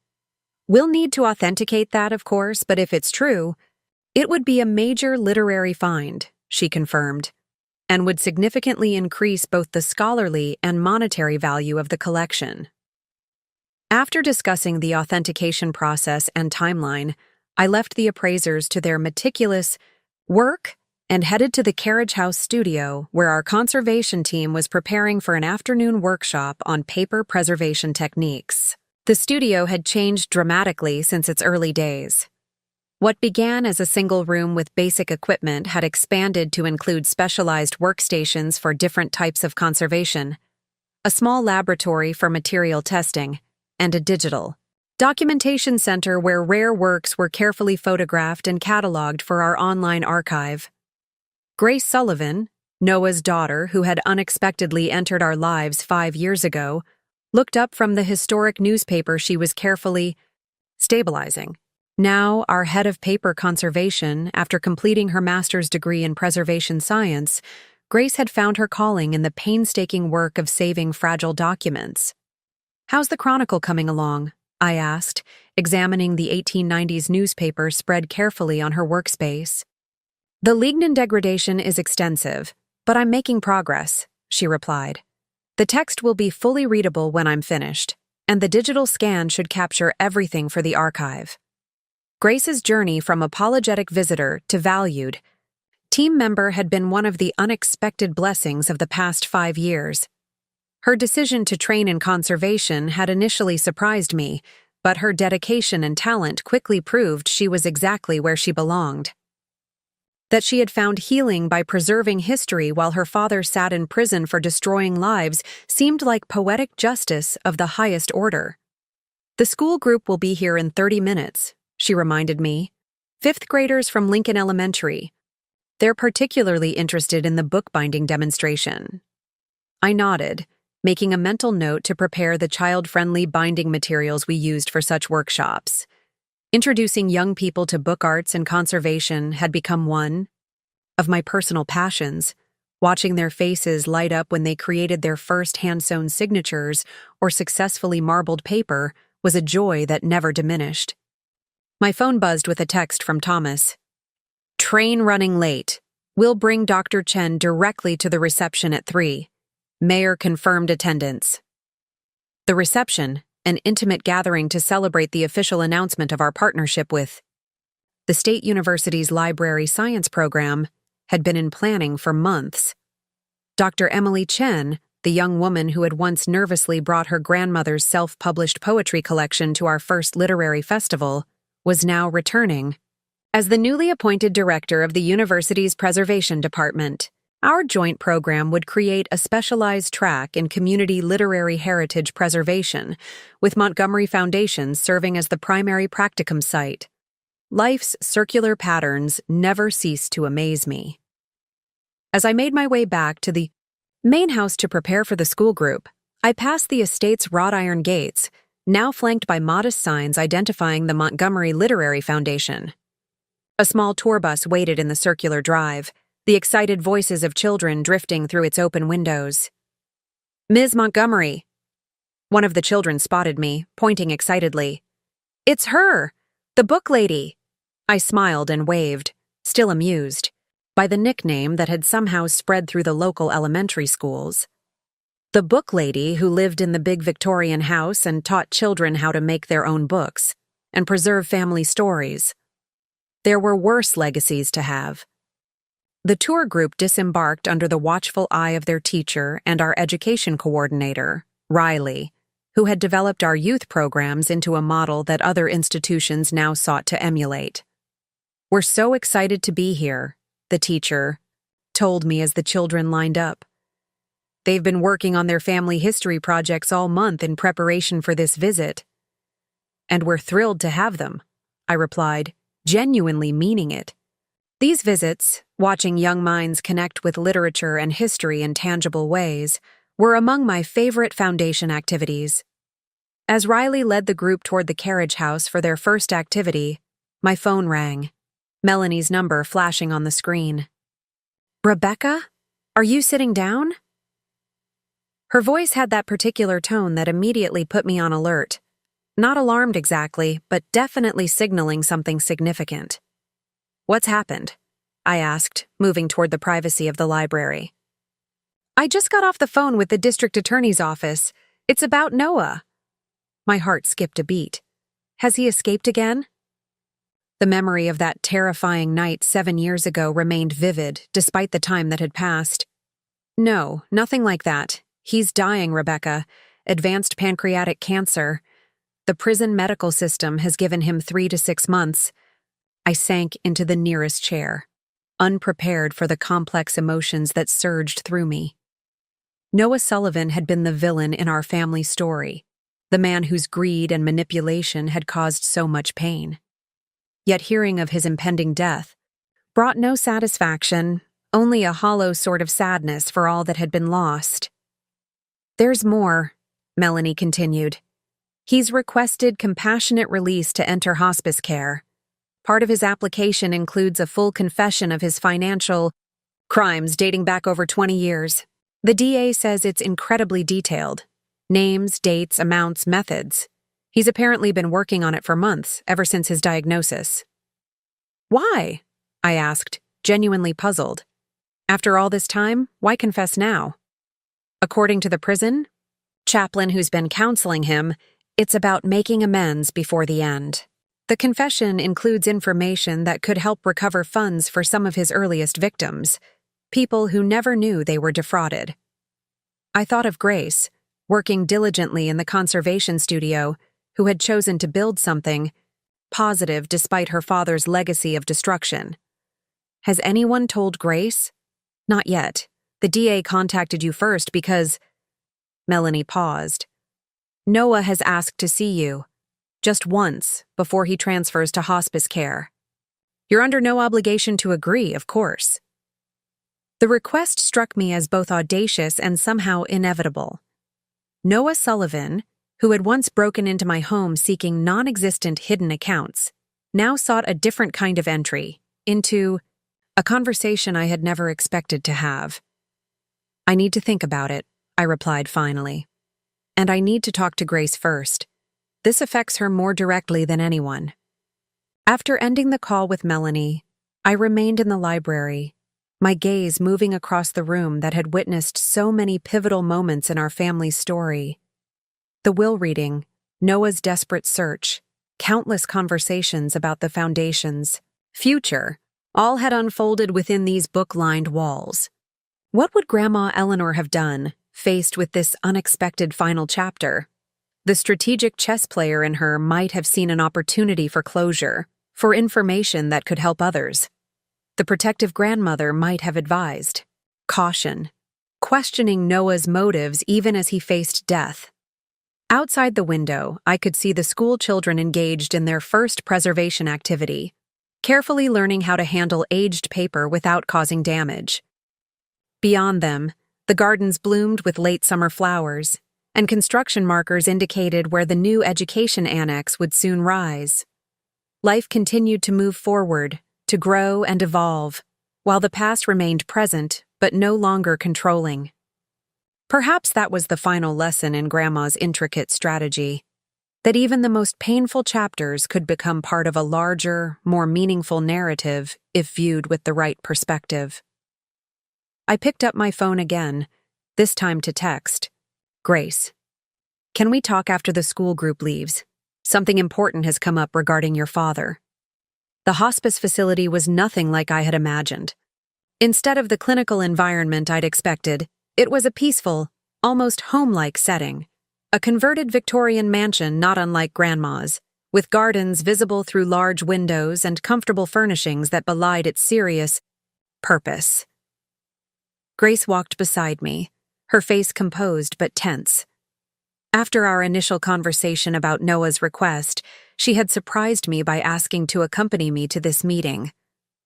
I haven't seen him in 15 years, she'd explained. Maybe it's time for my own closure, too. The hospice director met us at the entrance, her manner both professional and gentle. Mr. Sullivan is having a good day pain-wise, she informed us. But please remember he tires easily. I'd suggest keeping your visit under 30 minutes. She led us down a sunlit hallway to a private room overlooking a small garden. The man lying in the bed bore little resemblance to the Noah Sullivan I remembered, the confident financial advisor who had once commanded rooms with his presence, who had broken into my house with desperate determination. Cancer and incarceration had hollowed him, leaving behind a diminished figure with sunken eyes and skin that seemed too large for his frame. Rebecca, he acknowledged, his voice surprisingly steady despite his appearance. Thank you for coming. His gaze shifted to Grace, and for the first time, emotion flickered across his face. Grace, I didn't know you would be here too. Last-minute decision, she replied, her voice carefully neutral. An uncomfortable silence fell. What did one say to a dying man who had once tried to steal your inheritance, who had threatened you, who had defrauded countless others? Social. Scripts failed in the face of such complicated history. Noah broke the silence first. I imagine you're wondering why I asked to see you. The thought crossed my mind, I admitted. He gestured weakly toward a folder on the bedside table. My full confession is in there. Copies for both of you. The original has already gone to the authorities with my permission to use it however they need to help the people I harmed. Grace picked up the folder but didn't open it. Why now, Dad? After all these years of denying everything, why confess when you're... She couldn't bring herself to finish the sentence. Dying? He supplied. That tends to clarify one's thinking. A ghost of his old sardonic smile appeared briefly. The chaplain would call it redemption. My therapist calls it making amends. I just call it finally telling the truth before I can't anymore. He shifted in the bed, wincing slightly. I've had a lot of time to think in prison, about the choices I made, the people I hurt, about why I did what I did. And, I prompted, when he fell silent. And I realized something that should have been obvious. I was good at my job, Rebecca, legitimately good at financial management. If I had just done honest work, I could have been successful. Not wealthy beyond measure, perhaps, but comfortable and respected. Bitterness tinged his voice. Instead, I convinced myself I deserved more, that I was smarter than everyone else, that rules were for ordinary people. Grace placed the folder on her lap, running her fingers over its edges. You destroyed lives. Yes. The simple acknowledgement seemed to cost him physically. Yours included, though not in the way I damaged others. I abandoned you, choosing Valerie and my schemes over being a father. That may be my greatest regret. Where is Valerie now? I asked, curious despite myself. A humorless laugh escaped him. Gone. She visited once after my conviction, just long enough to tell me she was filing for divorce. Last I heard, she was calling herself a spiritual guide or some such nonsense in Arizona. Always reinventing herself, Valerie. He focused on me again, his gaze more intense. I need to tell you something about your grandmother. Something I never admitted to anyone. I tensed, unsure what revelation might be coming. I respected her, Noah said simply. Even as I was trying to manipulate her finances, I knew she was smarter than most of my clients. The way she questioned, investment strategies, how she researched before making decisions. She was formidable. He shifted again, discomfort evident. When you confronted me with evidence of my mismanagement 3 years before she died, I wasn't just angry about losing control of her accounts. I was embarrassed that she had seen through me when so many others hadn't. The admission surprised me. Is that why you targeted her so aggressively after that? Partly. Wounded pride is dangerous in someone who already lacks moral boundaries. His eyes closed briefly. But it became something else too, a challenge. A game of chess between worthy opponents. At least that's how I justified it to myself. It wasn't a game to her, I said firmly. She was protecting her legacy. I know that now. He opened his eyes again, meeting my gaze directly. The irony is, in trying to steal what she built, I ultimately helped make it stronger. If Valerie and I hadn't made our move on the estate, would you have transformed it into what it's become? The foundation, the educational programs, all of it? The question gave me pause. Would I have been content to simply live in the Victorian house, maintaining Grandma's collection but keeping it private? Or would I eventually have found my way to sharing it more widely? I'd like to think I would have, I answered honestly. But perhaps not as quickly or as extensively. Crisis has a way of clarifying purpose. Noah nodded slightly. Eleanor Montgomery's final victory, turning even her enemies' actions toward positive ends. A hint of reluctant admiration colored his words. Which brings me to why I really asked you here.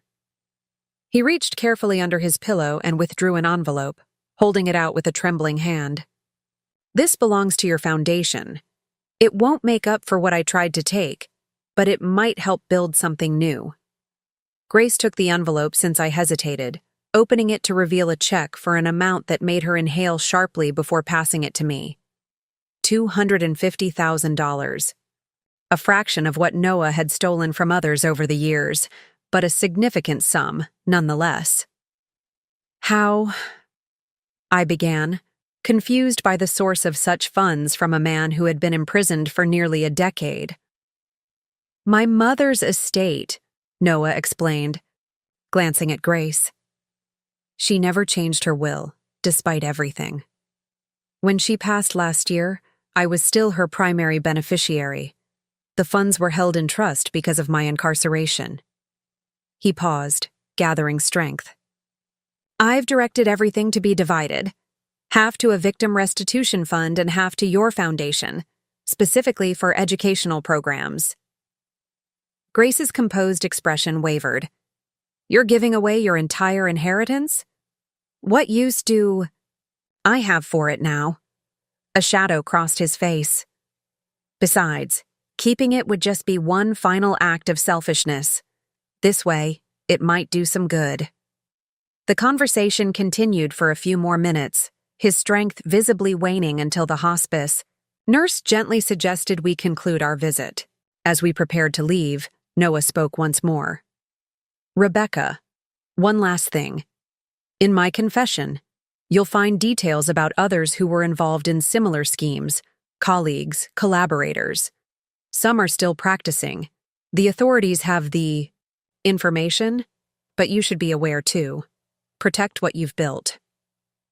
Always the chess player, thinking several moves ahead, but this time perhaps from the right side of the board. In the car afterward, Grace and I sat in silence for several minutes before she finally spoke. I don't know how to feel, she admitted. Part of me wants to dismiss it all as the desperate actions of a dying man seeking absolution. Another part wonders if people really can change, even at the end. I thought about Grandma's chess lessons, about how pieces could transform their functions under certain conditions, how a pawn that traversed the entire board could become something more powerful. I don't think it matters whether we forgive him, I said finally. What matters is that the truth is now available to those who need it, that some measure of restitution will be possible. The consequences of his actions remain, but perhaps some good can come from this final move. She nodded slowly. The Montgomery Foundation approach, finding value even in damaged things. Something like that, I agreed, starting the car. Now we have a partnership announcement reception to prepare for. Life continues.